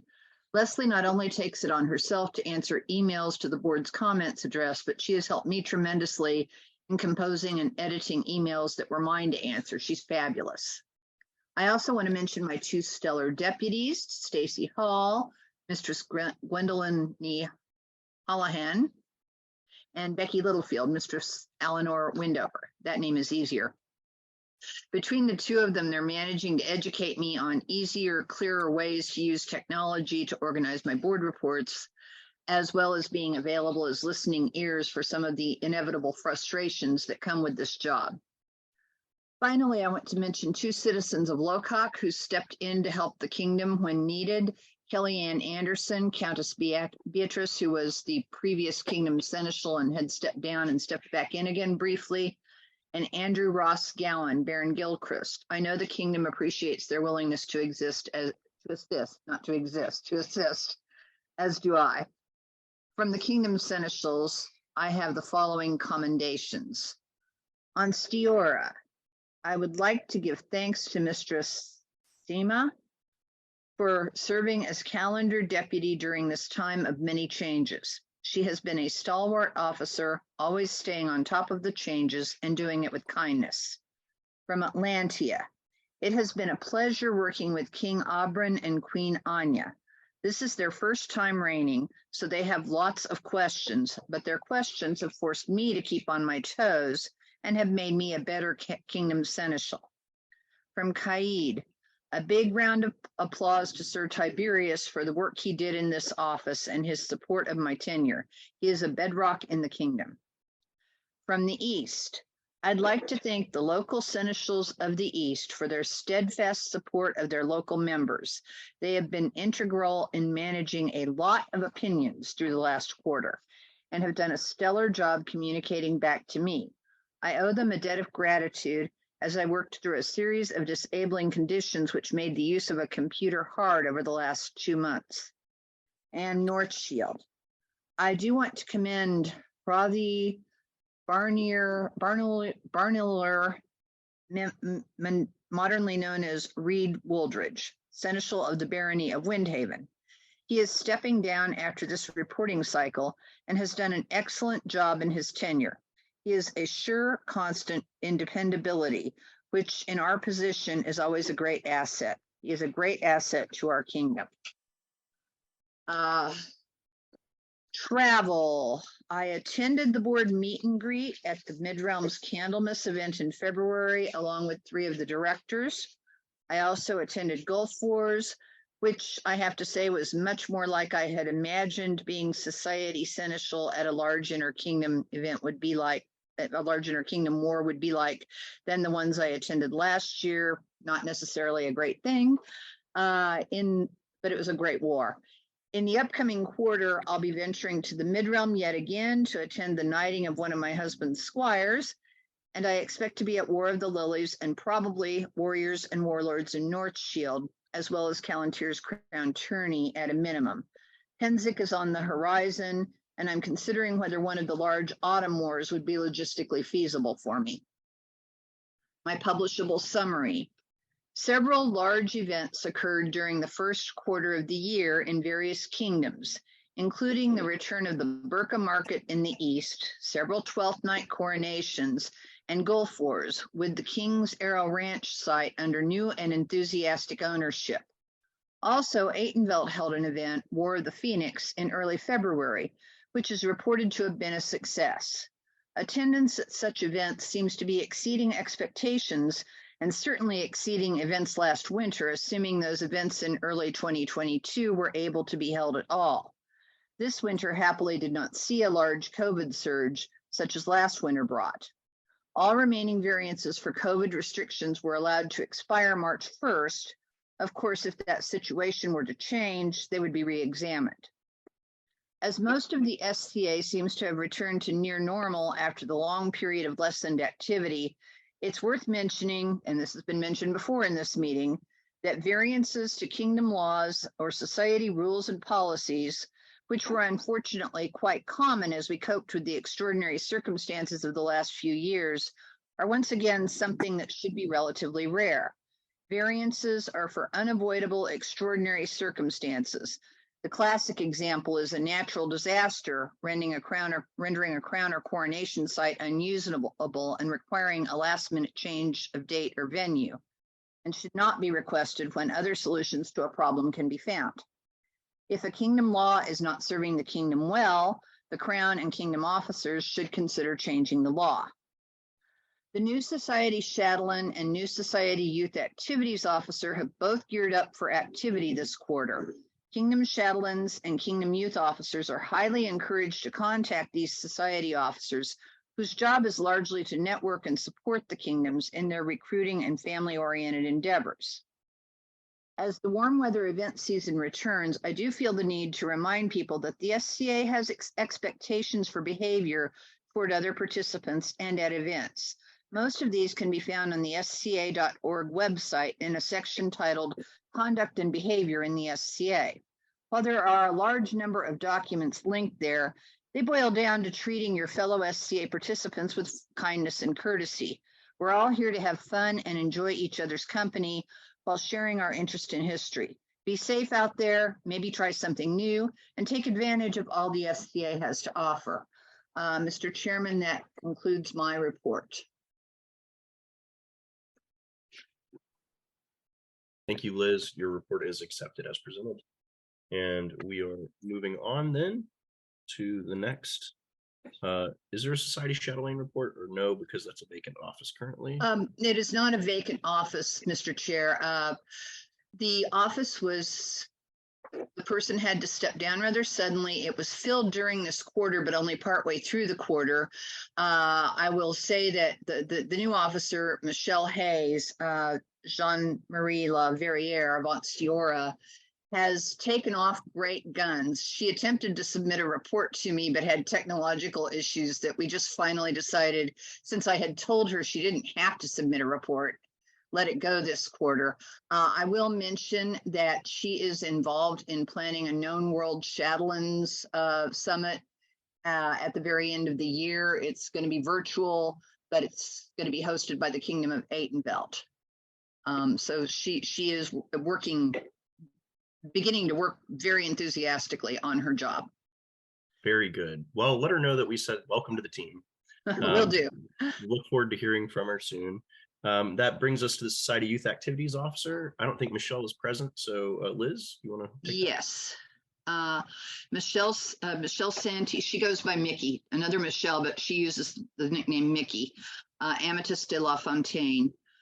Requested board actions, none. Policy interpretations, none. New policies, none. Commendations, none.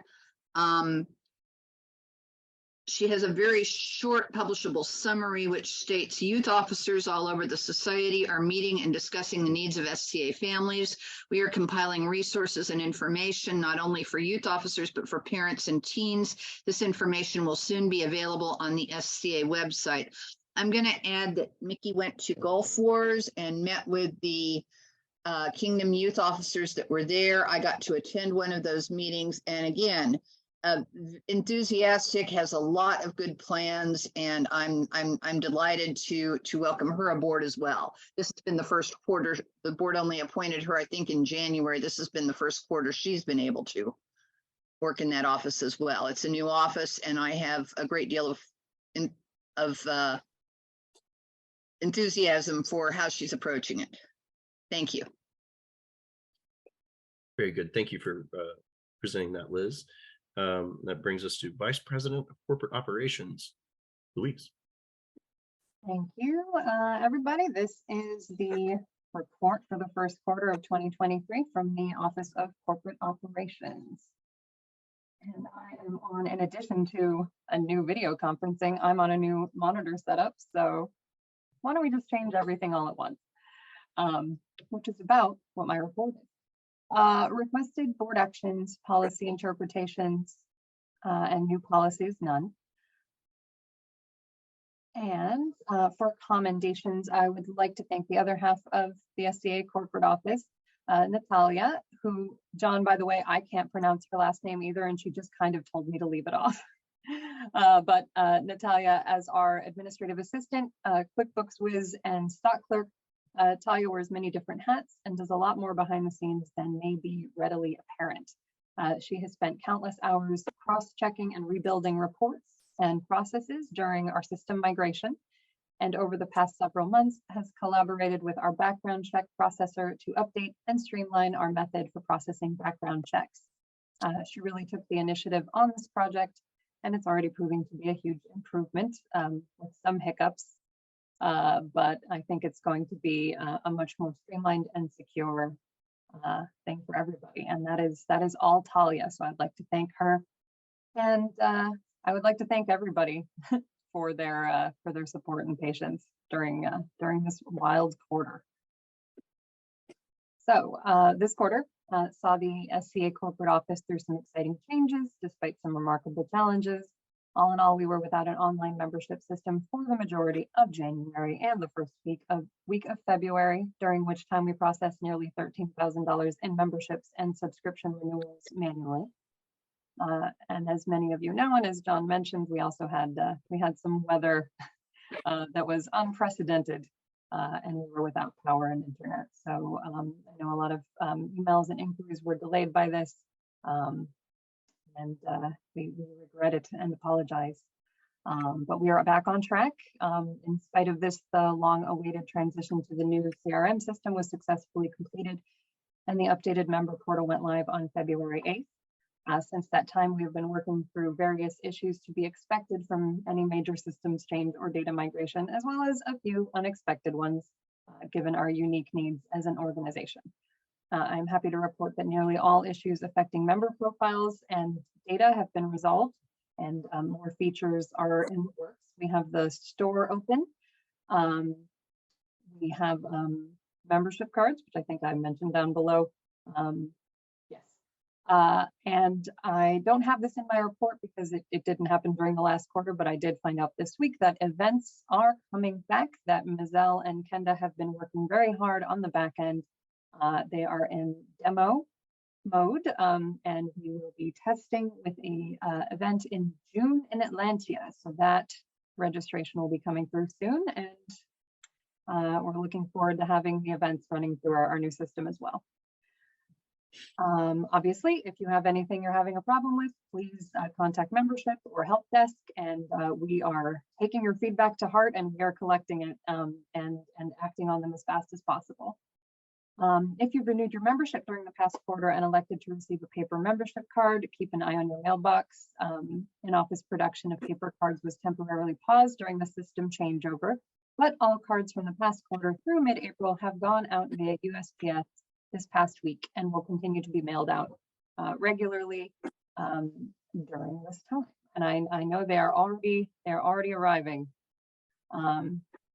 Nearly 50% of members elected not to receive a paper membership card at all, which brings me to my next exciting news. We will shortly be launching a fully digital option for your SCA membership card, which will integrate with your mobile wallet and show all of your details in one place.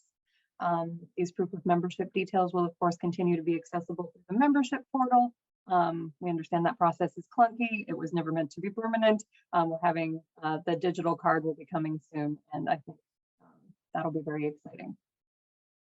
In February, as I mentioned, we began rolling out an updated background check process, which streamlines the flow of information between members, seneschals, and our office.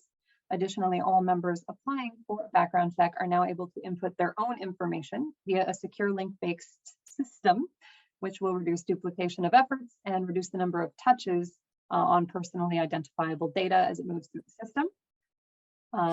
As a reminder, a background check is currently required for Kingdom Seneschals and youth coordinators or any other officer whose responsibility is the oversight of youth activities. And more information is available on the SCA website. I'm also happy to say we're in the process of updating and digitizing the insurance certificate ordering process. You now have the option to pay any associated fees using a direct credit card link, and a new online form is coming. So that will make things a little easier, especially given the spring rush and other changes. Looking forward to the next calendar year. Again, the Board of Directors is considering the possibility of a return to live meetings in late 2023. Groups interested in hosting a meeting should contact our wonderful BOD's wonderful executive assistant, Leslie Luther Fulton, ea@sca.org, for information on meeting requirements and how to submit a bid. And that is the report for corporate operations for the first quarter of 2023.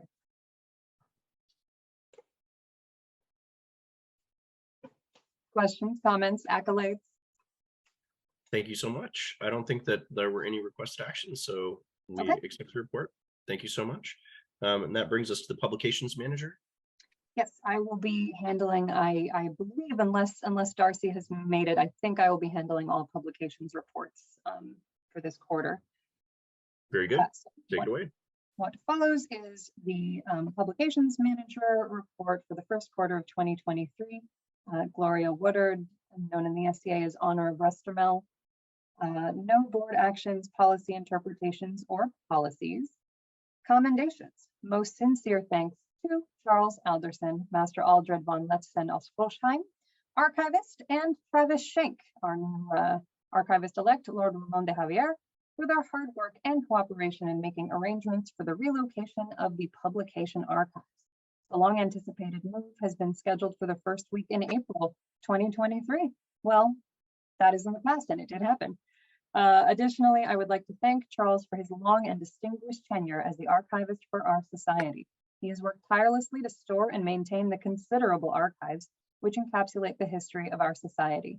He has served for the entirety of my time as publications manager, and I am very grateful for how easy he has been to work with and his dependability. He has not only taken care of the archives, but searched through them to answer questions and provide information in response to inquiries and requests. I will certainly miss having Charles on the team. Very best wishes to him in his retirement. Retirement is in quotes. A warm welcome to Travis as he assumes the duties of the archivist. I hope that it will be a fulfilling experience. Commendations are always due to the publications team, who have relatively thankless jobs, which they dispatch with dedication and talent. Excuse me. General status report. The archives are due to be relocated and in possession of the incoming archivist in early April. The actual move is slated for the first week of the month. As a reminder, we all turn in our reports on the first of every month, and then are presented, and that 3 weeks can sometimes be a busy one. The publications team continues to produce quality publications. Publishable summary. The publications team continues to provide a monthly newsletter for each month, Tournaments Illuminated, a magazine for the SCA which is produced quarterly, and Complete Anachronist, a scholastic journal focusing on specific areas of interest in the Complete Anachronist, a scholastic journal focusing on specific areas of interest in the scope of the SCA. If you haven't taken the time to explore these resources, please consider doing so. If you are able to contribute content for any of the newsletters, TI or CA, please contact the chronicler or editor of the particular publication.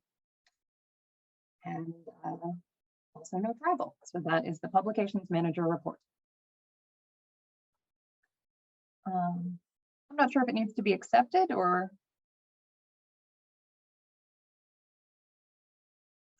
And then we will. By consensus, it is accepted. Thank you. Okay. I know. Okay, and then I don't believe we have Darcy here, so we'll go on ahead with the report from the Office of the Tournaments Illuminated editor, Darcy O'Neill, known in the society as Riordan McGregor. No board actions, interpretations, or policies. Commendations. I'm particularly indebted this quarter to Suzanne Mayer, THL, the Honorable Lady, perhaps? THL Katerina Wojnowicz of the Kingdom of Drakenwald for her event report on Parasol War in the Shire of Ad Flumen Kyrulum, her charming related article on the stuffed animal bestiary, and her co-authorship of the article on the astronomical clock of Prague. I want to read all of those. General status report. Issue 220 is going to press. Issue 221, first quarter 2023, should go to press by the first week of May. Issue 222, second quarter 2023, should go to press by the end of May, and third quarter by the end of June. The topic of ranged weapons and related feature material is scheduled to appear in issue 221. The quest topic, the project that taught me the most, is planned for issue 222.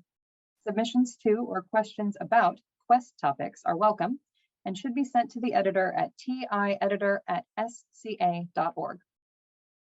At this writing, the premiere of To Build a Castle, the inaugural article for the online feature Tournaments Illuminated Presents, awaits final submissions from the author who currently is attending to modern matters. Should this status change before the quarterly meeting, I will update everyone accordingly. Travel none. And publishable summary. Tournaments Illuminated issue 220 is going to press, to be followed in approximately 6 weeks by issue 221. Issues 222 and 223 are in production. Moving on.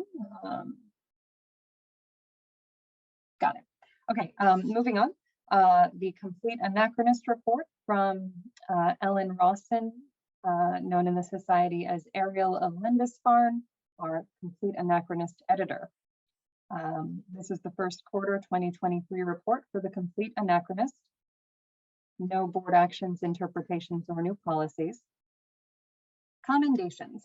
Many thanks to Matthew Parker for permitting me to transform his Blue Book cited manuscript to Chicago style, and for allowing me to split it into 2 complete anachronists due to its length. Although I am still editing it, I must thank Elise Fleming for her copy editing. As of this writing, she is still working on it, but I know it will be top-notch. Also, I recently had a new volunteer offer to help with copy editing. Trish Causey has real-world editing experience and is trying her hand with this CA. I will be getting her snail mail /SCA membership details ASAP. Sue Gilbert, whom I met in person finally earlier this month when she was visiting England, no doubt will create a fantastic layout. Manuscript status. Now this one is very long, but manuscript status 2023, quarter 1, CA 199. Commentaries on the Laws and Courts of England, part 1 is being edited. It is running behind, but since it is in 2 parts, CA 200, the commentary, it is in Italian and English, Commentaries on the Laws and Courts of England, part 2 will be published on time. I have received 1 review for Untangled in Blue, a study of the archaeological something in Gaelic. Nope, it is Icelandic. She is checking in with the other reviewers. I'm going to go ahead and we'll post this because it's a status of many different proposals in hand. They all sound very interesting. And as a general comment, manuscripts are always gratefully accepted. Please contact Ellen Rawson, our wonderful complete anachronist editor. Publishable summary. Current issue, De Commentari Legum et Curia Angliae. I tried it. Commentaries on the Laws and Courts of England, part 1. These commentaries provide modern readers with a view on English laws and legal structures as they existed largely in and leading up to the 16th century. Civil, common, and canon law are covered, along with the education of lawyers in Tudor England, law versus equity, peerage law, the major courts of the Tudor period, and the role of Sir Thomas More, one of the most influential 16th century English lawyers. Written by a 21st century lawyer, this complete anachronist allows anyone with an interest in law and/or history to learn about 16th century English law and understand how it developed from foundations laid in previous centuries. And I feel like the people who are interested in that and the people that I know that are on this meeting, the Venn diagram, it's a circle. So I'm excited to read that one. And lastly, we have, for our wonderful publications team, the report from the Society Chronicler. That is Crystal Smith, known in the Society as Mistress Cecilia Blythe, OP. No board actions, interpretations, or policies at this time. Commendations to those Kingdom Chroniclers who keep up with their emails and respond promptly. General status report. Everything going well. Working on not having stragglers with late newsletters past the deadline. Publishable summary. Everything going well. Love to hear it. About time to start looking for black box nominations for this arts and science year. No known world summary and no travel. And that is the publications team reports. And back to you, Mr. Chair. I think we have maybe something else to say about our archive officers. Yes, thank you. Those reports are accepted by consensus. And at this time, I would like to invite CT and Travis to have the floor and discuss anything that they feel they might need to talk about.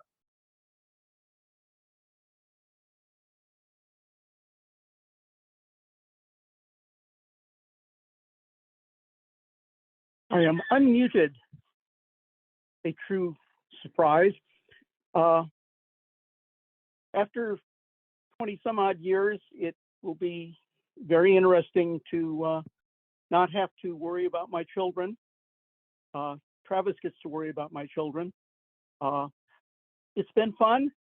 It was somewhat traumatic when we had to pack them up, but I'm learning to live with it. That's pretty much all there is to it.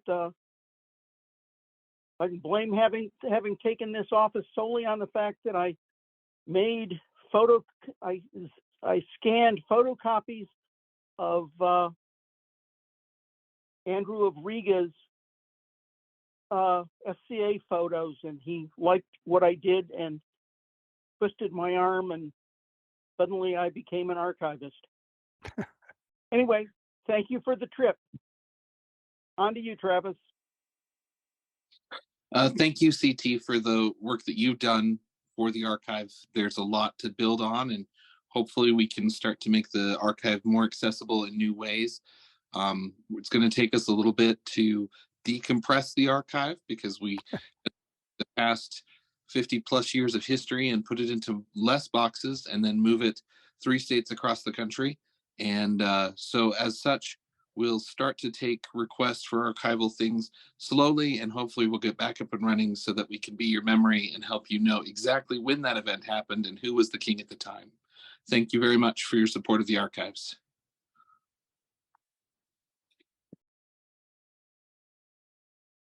Round of applause, everyone. Thank you so much. John? Yeah, thank you. I just want to mention that my deputy, Laura Pate, Mr. Celestin, worked with Travis and CT to get this done. And I just wanted to give her a shout out in addition to Travis and CT for what they've done and what they will do. And all three of them worked really well to take care of this very large undertaking. So thanks to her and thanks to you two guys. Thank you.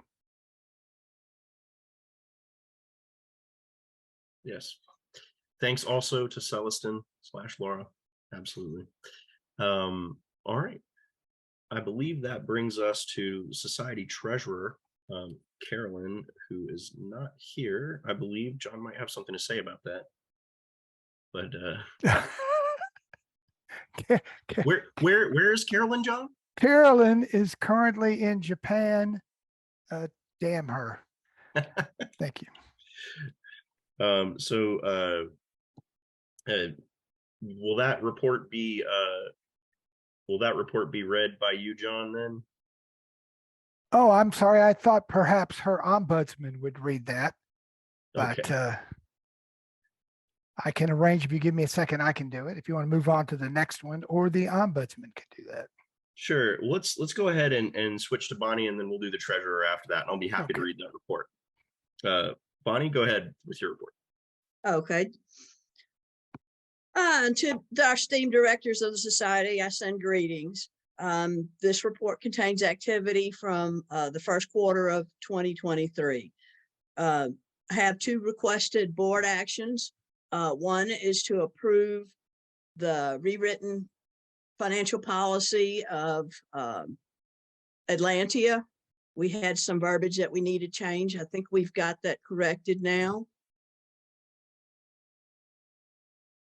Thank you, Bonnie. Okay. At this point, I'd like to ask if any directors would like the floor.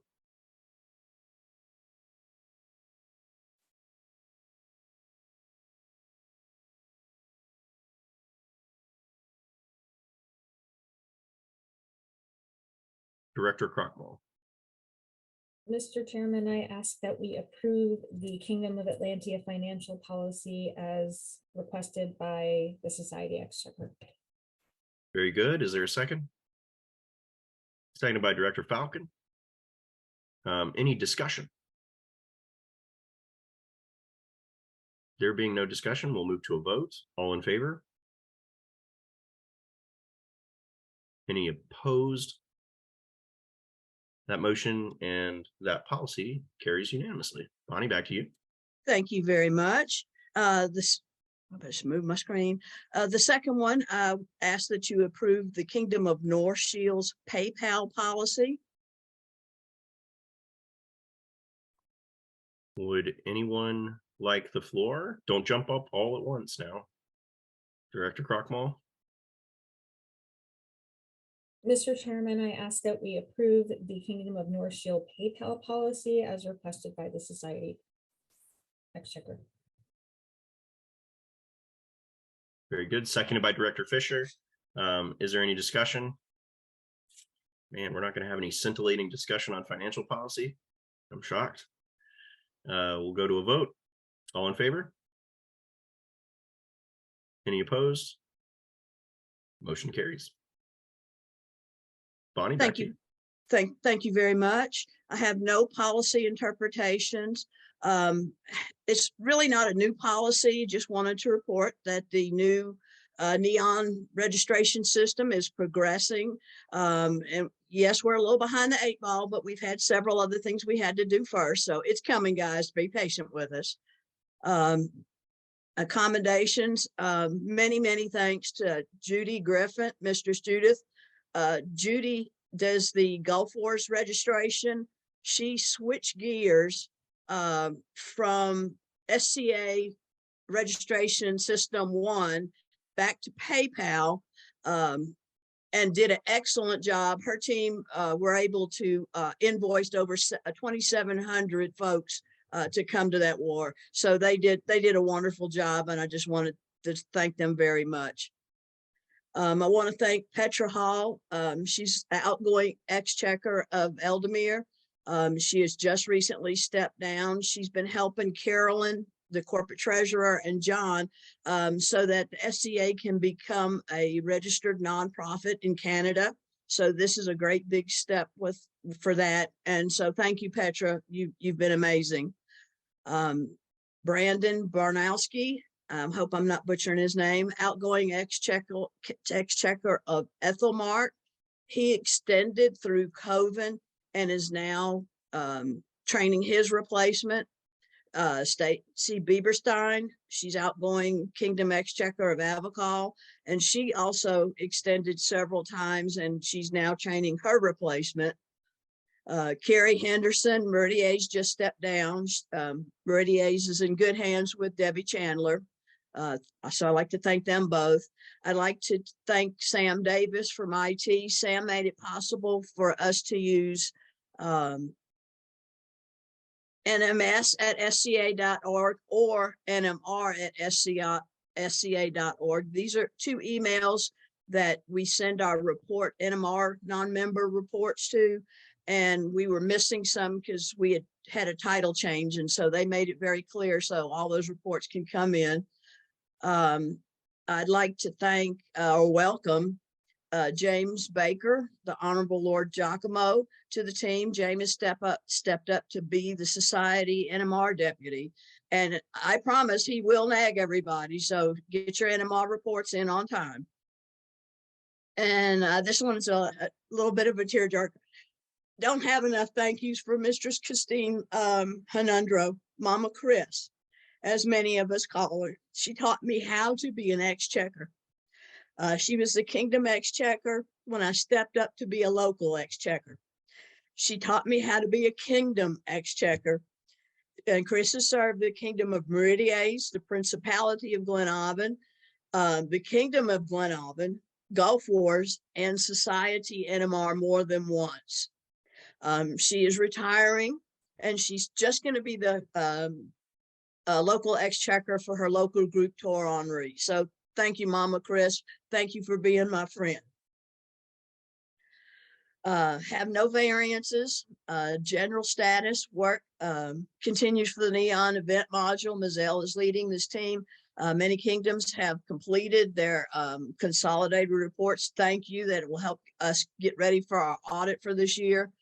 So we appreciate that. Publishable summary. We continue to be diligent in controlling our spending.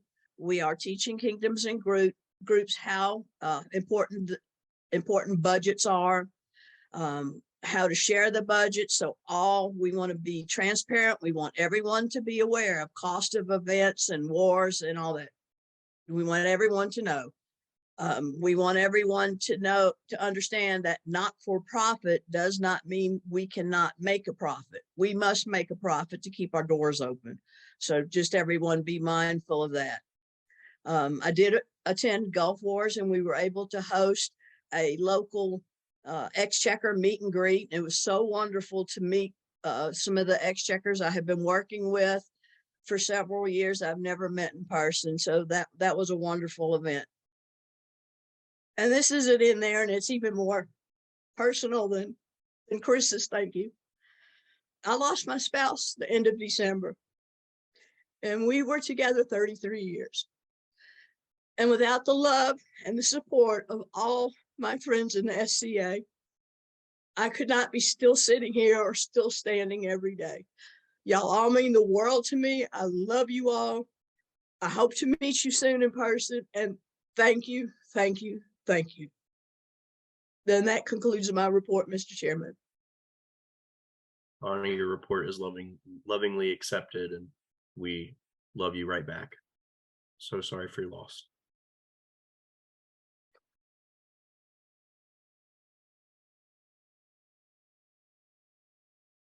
At this time, I'll try to muddle my way through the report, the treasurer's report, because Carolyn is in Japan. She had a requested board action regarding international affiliates to take a look at that. But we discussed it a little bit in the planning meeting, and we're going to kind of continue that item under discussion. Is that correct, Mr. President John? Yes. This needs more work. Thank you. Okay. And the policy interpretations were none. New policies, none. Commendations thanks to Sam Davis and Marla Lesson for getting our 2021 Form 990 federal tax filing posted so quickly after I realized it was missing. General status report, the investment account has been relocated since last December, and that seems to have stabilized our values, at least in the short term. She will continue to monitor the account and the stock market. Item number 2, the 2021 Form 990 has been posted on the SCA.org website. Number 3, I believe that Bridget and Katie are working to announce the increase in the insurance certificates prices, which they did, which I hope can go into effect May 1st or June 1st at the latest. We will need to update the ordering instructions on the website as well. This needs to be posted ASAP. It was. Good job, team. We still do not have our online payment system set up and running for events yet. Ms. L says she has run into technical problems and has a ticket, and it's been written with Neon 1 by Louise, but she's not resolved the issue yet. She continues to say that this needs to be a priority. And we're working with some counsel on Canadian legal requirements to get our registration completed for everything in Canada. And also that she reports that there was an issue getting certain reports from Neon 1. She's having a hard time working with them, but she's got that under advisement, working through that. She has no travel planned, and that concludes the non-confidential section of her report. Thank you for your report, Carolyn. It is accepted. And did I leave anything out there, John? No, just I guess we might mention quickly, the issues with Canada has to do with, I believe, in early 2022, Canada instituted a nationwide tax, and that our issues in Canada revolve around rectifying all of that in each of the provinces and making sure that that we address this properly and legally as possible. Thank you. Thank you, John. Director Fisher, are you sure you don't want to talk on that item? You're good. Okay. For anybody that just doesn't know, Director Fisher is in fact from Canada. All right, that brings us to the next item, item 6E, Society Herald. Jennifer, take it away. Okay. Thank you all, and I beg your patience in advance with the I think I have 6 requested board actions to approve in Senate. I'm going to read them all as one chunk, if you don't mind. This is our, for people following along at home, this is our standards for evaluation of names in Armory. This is our rules that we use to determine what can and cannot be registered in names in Armory.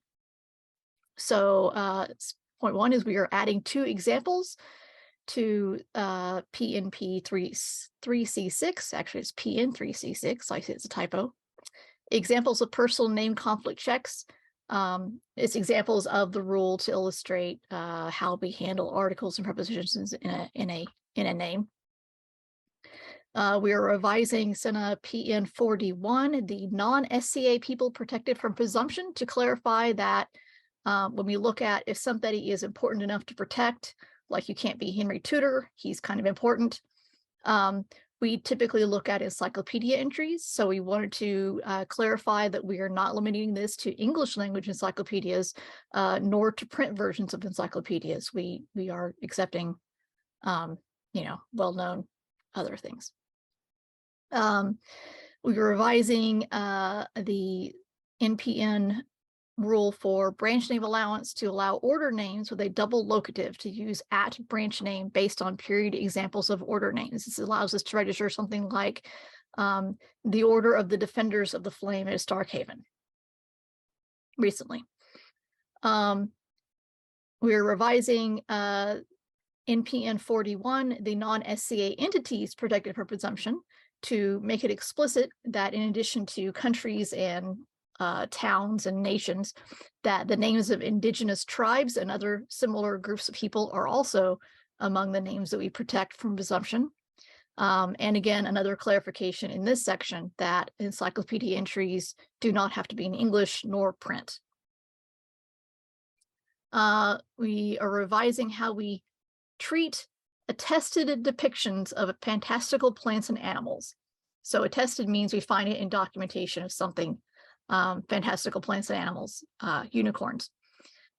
Previously, we considered them under one rule that handled elements that are step from core practice, but we're sticking them more correctly under another rule with its constructed elements because there's a pattern of using fantastical plants and animals in period heraldry. And then when we also clarified in this rule that when we say known to period people, we mean people of any culture, not just Europeans. And then finally, we're revising a section on marshalling to clarify an example of what is and what is not marshalling.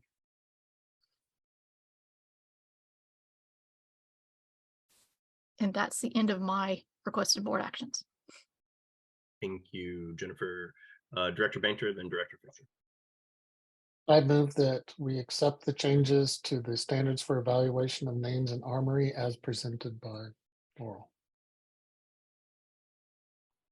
Seconded by Director Shepherd.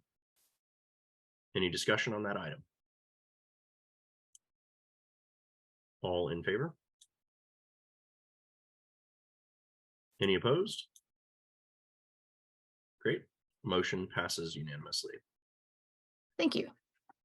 Back to you. On to my policy interpretations. I have some minor changes to various appendices. We're adding a header to the appendix regional naming groups that are mixes to explain what regional naming groups are, to specify the maximum number of years between elements for mixing, and to add links back. This is a web document. Add links back to the relevant sections in the rules that actually reference this appendix. We updated our appendix household names to add the designator sodalitas, which is a Latin form of the word fellowship. We updated Appendix H, low contrast complex lines of division, to handle some two-part divisions. We updated our appendix charge group theory to clarify that labels may be in chief and overlie peripheral ordinaries without overlying the primary charge. This is all period practice stuff. We're trying to make our rules match period practices. And the last one is updated Appendix J, documented and forbidden arrangements of charge groups on Armory to clear one of the disallowed patterns. On our glossary of terms, we updated our proper colorings table to include definitions for holly branch and panda proper. And we updated our conventional SCA default postures for ships. Ships do have postures, sort of an odd thing to say, but they have facings is a better way of putting it. So now we have clarification on the default facing of that. And then lastly, we have an appendix, the MN handbook, that are sources that do not require photocopies, to include Diplomatarium Islandicum and other articles by Gunvor Silverhar, the Viking Answer Lady, who has an excellent website. And then I don't have any new policies. On commendations, I have a couple. So this quarter, we had 3 principal heralds turnover. In Caid, Mary Deathwith versus Walter, and it's as Crescent Principal Herald. In Callantyre, Zanetta Baseggio as Gold Falcon, and in East Kingdom, Yehuda Ben Mush as Brigantia. I want to thank all 3 of these people for their service and hard work over the past several years, mostly because, I mean, in addition to just doing a lot of hard work, they did serve during the bulk of the COVID mess, and anyone who did that deserves extra praise, I think. This quarter also sees the turnover of one of my major deputies. Reith, King of Arms, is the person actually in charge of registering Armory. And I want to thank many times Otto Thealfsson for his work as Reith, King of Arms. I cannot speak highly enough of his eagerness to help us look for more ways to include non-European styles in SCA Armory. I'm going to quote from his last message as Reith. I was taken aback by how many like-minded submitters and armorists would make themselves known and the steady stream of opportunities they would provide. And so to all of those who have worked to change our practice, whether through research into period armory or equivalent, or in questioning our practice of it, and to those proofreaders and advisors who helped firm up some of the more interesting decisions, many heartfelt thanks. While being a sovereign of arms involves a great deal of time thinking and writing, so much thinking, so much writing, being able to say that we are not only able to accept a submission, but that we need not even blink at it makes it all worthwhile. Please keep doing so. I have to echo that, and I have to add that Odd's thoughtfulness and thoroughness in considering all the ramifications of a potential change to our practice has made making such changes easier, even if it means my quarterly reports are all the longer for it. For his hard-earned service, I have conferred upon him the rank of Herald Extraordinary. The incoming Reith is Iago Ab Adam, also from the Kingdom of Antir. Iago has already distinguished himself as a prolific researcher. We named him a Herald Extraordinary in January of last year, and we expect he will continue to serve the College of Arms and the Society well. And lastly, it has been a long tradition for kingdoms and individuals to issue April 1st letters of intent, a parody of our normal submissions process. In the past, we've seen everything from a set of random joke names and Armory, all very punny, to entire letters proposing to register names in Armory for the entire Marvel universe, to a proposal to put quotas on Gaelic and Old Norse names. This year, however, may have topped them all with a stunning letter from Olivier Pory and other Herald Imaginary, writing on behalf of the Locac College of Heralds on holiday. His letter logically and methodically dismantles our entire system of armory conflict rules, basing every one of his examples on the artistic differences between various entirely historic period attestations and depictions of the arms of King Arthur. It is, in short, a masterpiece, and the Kingdom of Locac should be proud to have such a scoundrel in its citizenry. So everyone can enjoy this. I've added a short link at bit.ly/Locac APR1, and I'll put that in chat also. And then my general status report. New heraldic submission forms have been distributed to every kingdom. The old forms, version 3.0, will be accepted until the end of the calendar year. In addition to dropping the birth date and submitter gender questions, we've also streamlined the name options a bit to make them easier to understand. And we added a neutral name gender box and added fillable entries for the images on the armory forms. Known World Heraldic and Scribal Symposium 2024, that's next summer, is now open for bids. You can email my office for information. Known World this year will be on June 23 through 25th, hosted by the Barony of Care and Tirth-Mar in North Shield. That's Milwaukee, Wisconsin, at Marquette University. I will be there. Hope to see everyone there. And travel, Gulf Wars was fantastic. I plan to be at Known World Heralds and Scribes in Wisconsin in June, and I don't have anything else planned, but I'm able to go many places. So that's it.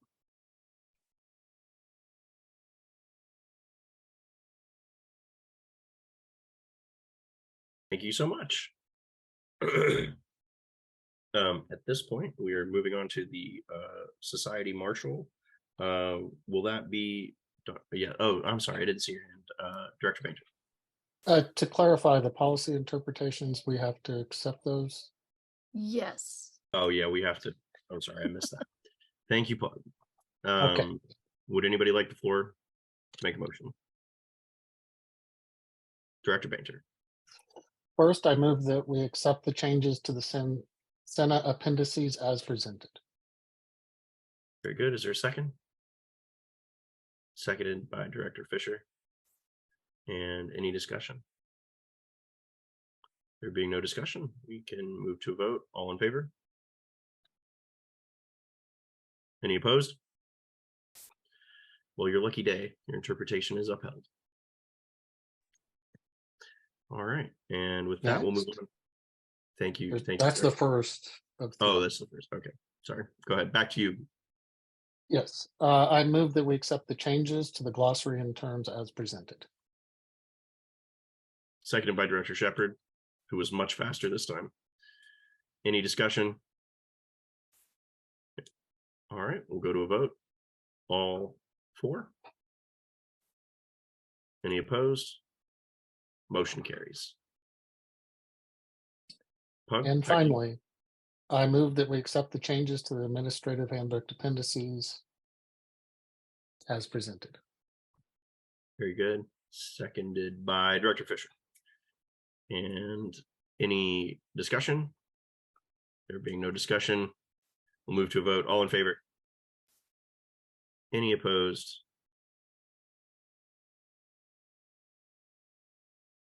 All right. Thank you. I'm really dying to get to that Marshal's report. I'm sorry, y'all. Thank you, Jennifer, very much for all your hard work. Your report is accepted by consensus, and we're going to move on to the Marshal Ombudsman because Ray is not here, and I believe that is Director Falcon. Director Falcon, would you like to present the report? I would. Herein is the report of the Society Earl Marshal submitted for the first quarter of 2023. He has no requested board actions, no policy interpretations, no new policies. For commendations, the Society Marshal would like to thank Duke Bryce, the Marshal in charge, and all the Marshals who ran and helped with their respective areas to make Gulf Wars 31 a success.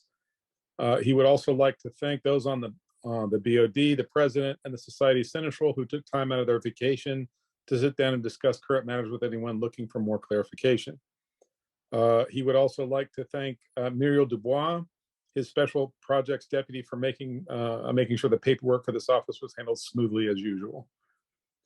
The Deputy Society Earl Marshal for Armored Combat, would like to thank Sir Fergus McArt from Atlantia for his continuing work in Southern Atlantia for Armored Combat. The Deputy Society Earl Marshal for Armored Combat with Rebated Steel would like to thank Master Giacomo. The Deputy Society Marshal for Combat Archery would like to commend Brun Knudsen for stepping up to be Gulf Wars Marshal in charge with less than 2 weeks' notice prior to the war.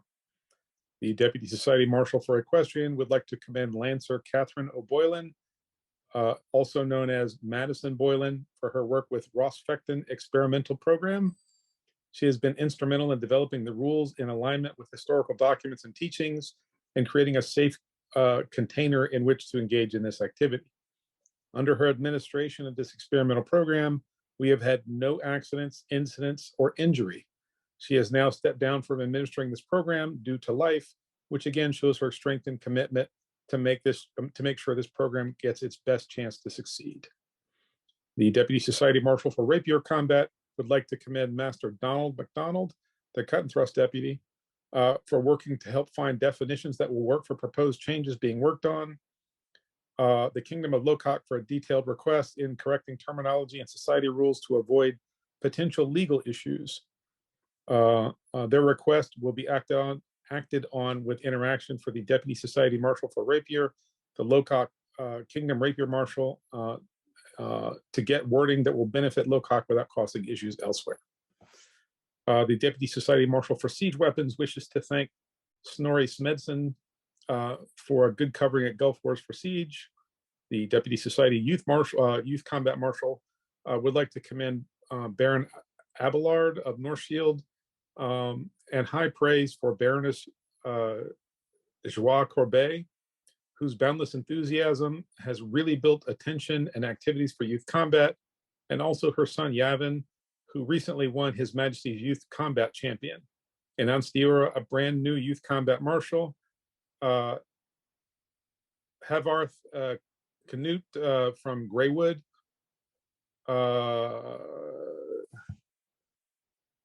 apologies, lost my place, is ready to begin building in the southeastern part of the kingdom as soon as his background check is completed. And his enthusiasm is wonderful to see. In the Middle Kingdom, Joseph Z is doing a superb job building youth rapier participation there, while Captain Diedrich Wolfhart receives special praise for all the work he's done before stepping down as their youth combat marshal. From Glenaben, Ivor Tuti is once again helping with youth combat activities at a war event, this time at Gulf Wars, with some great ideas for the young fighters. Also from Meridies, the Honorable Lord David Duckworth has once again stepped up to run youth combat at Gulf Wars to make sure the kids have plenty of action on their field. Publishable summary. At this time, 17 of 20 kingdoms and all society deputies have reported. Now that things have picked back up, injuries seem to be down, which is good. Blow calling / calibration is still an ongoing issue with some kingdoms. There have been several discussions centering around blow calling and calibration at various crown lists. Please remember why we fight and who you are fighting for. And thus concludes the report of the Society or Marshal. And by consensus, it is accepted. Thank you, Director Falcon. Thank you, Ray, for all your hard work. And that moves us on to item 6G, Minister of Arts and Sciences. Sarah? Hello, thank you, Mr. Chairman. Here is my report for the first quarter of 2023. Requested board actions, none. Policy interpretations, none. New policies, none. Commendations. I would like to commend all of the Kingdom and local arts and sciences officers for their hard work and adjustments as we continue into the world of increasing in-person activities and the continued presence of hybrid and virtual activities, classes, displays, and competitions. I do have several commendations from my Kingdom Ministers of Arts and Sciences. We offer commendations to Baroness Dissa of Glenmere, whose service as liaison during Antier's Kingdom Arts and Sciences Championships helped make the event a success. Commendations to the following Anstiorans: the Honorable Lady Elizabeth de Picardia for her successful tenure as Anstiora's premier bard, and to Sima bint Yosef, who is the current Middle Eastern dance champion, for promoting her art form throughout the kingdom. Commendations to Signora Alessandra de Monteregiano of Atlantia for using her extensive video editing and graphic skills in managing and expanding the University of Atlantia YouTube channel.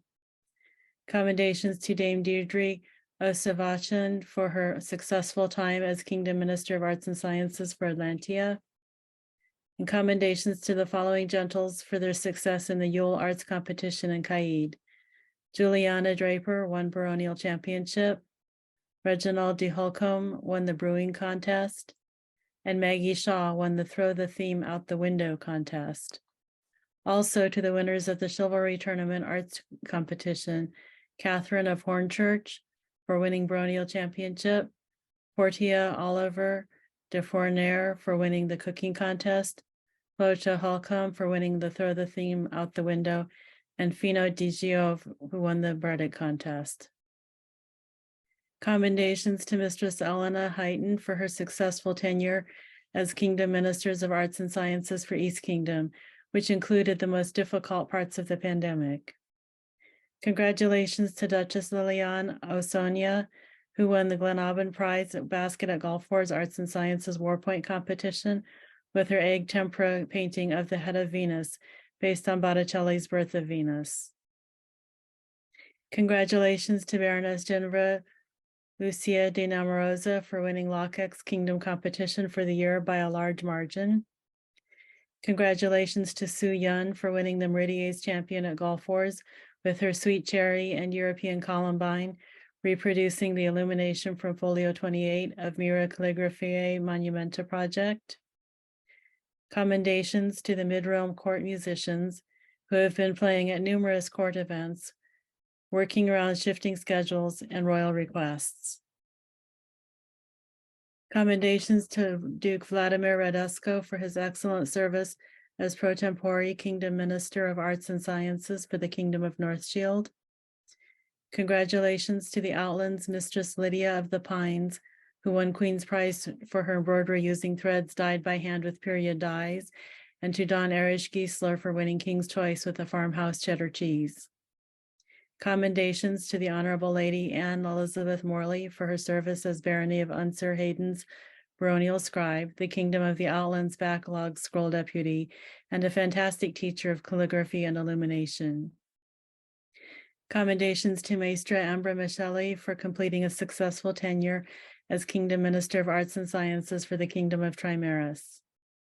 Congratulations to Maîtresse Millicent Jacqueline de Chantres, Mistress Adeline de Brittany, Lady Isabella Vega, Otilde Ackerman, Mistress Finula, and the H.L. Negroshi for your entries in the Trimeris Champion Arts and Sciences Fair. Congratulations to the winner of West Kingdom's Wreath of Athena competition, Henry, whose entry was 2 sets of Swedish bagpipes. A special thank you to the Kingdom Ministers of Arts and Sciences who met with me during Gulf Wars and shared their valuable ideas. And congratulations to Mistress Ellen DeLacy, who has just stepped up as the Society Deputy of Scribal Deputy. My publishable summary.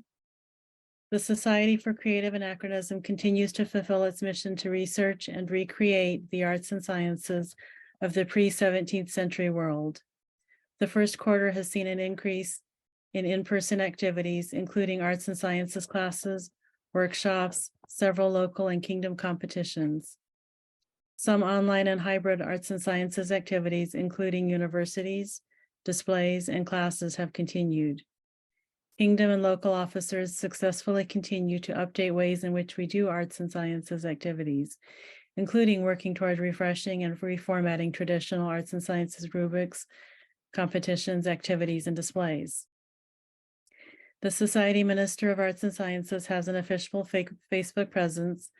This page allows members to receive information about arts and sciences activities throughout the known world and encourages them to share their own projects, promote local artisans, and connect with others who share their interests. Recently, the populace were invited to share their cooking, baking, and brewing projects of all kinds. Fascinating projects ranging from pomegranate syrup to cornmeal from the form of curry were shared. Additionally, the populace was invited to share some of their favorite research resources and references, the most popular of which were museum websites and online manuscript galleries. Next, we will focus on agriculture, animal husbandry, forestry, and herbal projects. As society officer, I continued regular outreach to the Kingdom officers to help encourage and support officers from Kingdom level all the way through branch offices. I strive to maintain an email response time of no more than 48 hours, except of course for when I'm away at in-person events during storms or holidays, and when response times may be longer.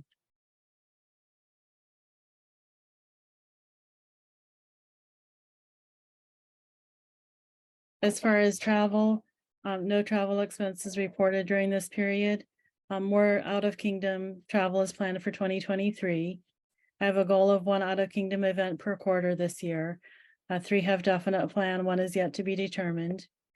In March, I attended Golf Wars in the Kingdom of Glenavon and enjoyed a meet and greet with Kingdom Ministers of Arts and Sciences. In April, I attended St. Clair in the Kingdom of Athelmerk and thank them for their hospitality and a lovely event.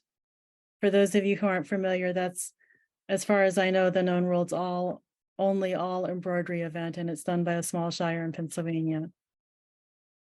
And this concludes my report for the first quarter of 2023, and I yield the time. Thank you, Sarah. Your report is accepted by consensus. And I believe that brings us to the reports 6H, standing committees. We did not receive one from the Peerage Committee. Is that correct, Director Shepherd? That is correct. Very good. And we did receive a census report. Julia, would you like to? Thank you so much for your time. So after a period of time where we sort of were wandering in the wilderness, we tried a couple of different ways of getting at the huge quantity of amazing qualitative data that folks gave us. We're back on track. So we gave a brief report on some of it to you all at the last meeting. I was expecting to have the next round for this meeting, but real life kind of hit hard. So I'm halfway through about 3 or 4 things, all of which should be reported at the next meeting. I just want to remind everybody, this is of course from the publishable summary, that Kingdom Seneschals or society officers can request data from the census. We have a form just so we're keeping formal records of what's going on. And we encourage people to take a look at any of the information that's relevant to their areas, whether we're talking about kingdoms or whether we're talking about one of the society officers. There's a lot out there. That's all. Thank you, Julia. All right. I believe that that's it for those items, which brings us to Leslie to read into the minutes the occurrences of the executive session, which we held yesterday. If you could give me just 1 second, please.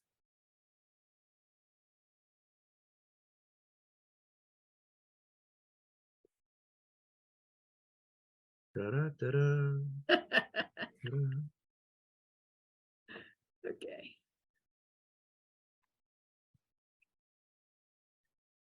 Okay, Mr. Chairman, here are the minutes from your Saturday, April 22nd, 2023 executive session.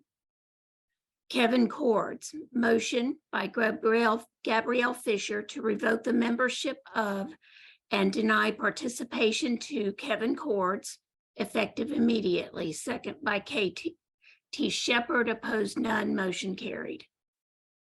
Coe Lee Colson, motion by K.T. Shepherd to revoke the membership of and deny participation to Coe Lee Colson, effective immediately. Second by Gabrielle Fisher, opposed none, motion carried. Stephen Paul Chris, motion by K.T. Shepherd to revoke the membership of and deny participation to, and I apologize, I've got allergies, to Stephen Paul Chris, effective immediately. Second by Gabrielle Fisher, opposed none, motion carried. Roger Dale Harris, motion by Pug Bainter to revoke the membership of and deny participation to Roger Dale Harris, effective immediately. Second by K.T. Shepherd, opposed none, motion carried. Jeffrey Jordan, Motion by Gabrielle Fisher to revoke the membership of and deny participation to Jeffrey Jordan, effective immediately. Second by Jennifer Krockmull. Opposed, none. Motion carried. Amber Minshall. Motion by Pug Bainter to revoke the membership of and deny participation to Camber Minshall for a period of 18 months, effective immediately and concluding on October 23rd, 2024. Second by KT Shepherd. Opposed, none. Motion carried. Amy Semester. Motion by Mark Falcon to lift the temporary removal from participation of Amy Semeister as issued by Maynard and Lydian, Crown of the Kingdom of Ethelmark and their Kingdom Seneschal on August 27th, 2021, effective immediately. Second by Pug Bainter. Opposed, none. The chair exercised his option to vote and did so in favor of the motion. Motion carried. Cameron Akia Varner. Motion by Gabrielle Fisher to revoke the membership of and deny participation to Cameron Akia Varner, effective immediately. Second by KT Shepherd. Opposed, none. Motion carried. Emerson Waite. Motion by KT Shepherd to revoke the membership of and deny participation to Emerson Waite, effective immediately. Second by Pug Bainter. Opposed, none. The chair exercised his option to vote and did so in favor of the motion. Motion carried. State of the known world. By consensus, this matter was remanded to the May 2023 conference call. Delegation of financial powers. By consensus, this matter was remanded to the May 2023 conference call. Legal updates. The report of in-house counsel was accepted as presented. April 23rd, 2023 subsidiaries action by written consent. All actions for the subsidiaries of the Society for Creative Anachronism are accepted by consensus. Director resignation. By consensus, no action was taken. Director appointment, seat A. By consensus, the appointment of Krista Capps to seat A for the Board of Directors of the Society for Creative Anachronism was confirmed, effective at the close of the April 23, 2023 quarterly meeting. Director selection, seat B. By consensus, no action was taken. Chair assignment, motion by KT Shepherd to appoint Mark Falcon as chair of the Board of Directors of the Society for Creative Anachronism, effective at the close of the April 23rd, 2023 quarterly meeting. Second by Jennifer Krockmull. Opposed, none. Motion carried. Vice chair assignment. By consensus, no action was taken. Ombudsman assignments. Chair. These are effective at the close of today's meeting. Chair Mark Falcon.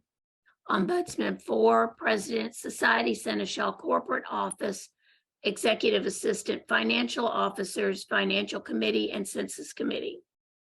Vice Chair Pug Bainter. Ombudsman 4, DEI, Heralds, East, Caid, and West. Director Krista Capps, Ombudsman 4, Atlantia, Meridies, Mid-Realm, and Eldemere. Director Gabrielle Fisher, Ombudsman 4, Board Recruiting, Ethelmark, Avocal, Drakenwald, and Locock. Director Jennifer Krockmull, Ombudsman 4, Communications Committee, Information Technology, including Webminister and Webmaster, Callantyre, North Shield, and Outlands. Director Ross Rogner, Ombudsman 4, A&S, Artemisia, Aidenfeld, Publications, including TICA and Chronicler. Director KT Shepherd, Ombudsman 4, Peerage Committee on Tier, Anstiora, Glen Aubin, Trimaris, and the Marshal's Office. Finally, Corporate Communications Office restructuring and stipends. By consensus, the board agrees to and approves the Corporate Communications Office restructuring and stipends request by the president. And that concludes your executive session minutes.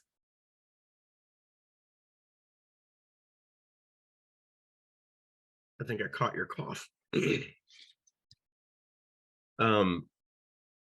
Thank you, Leslie.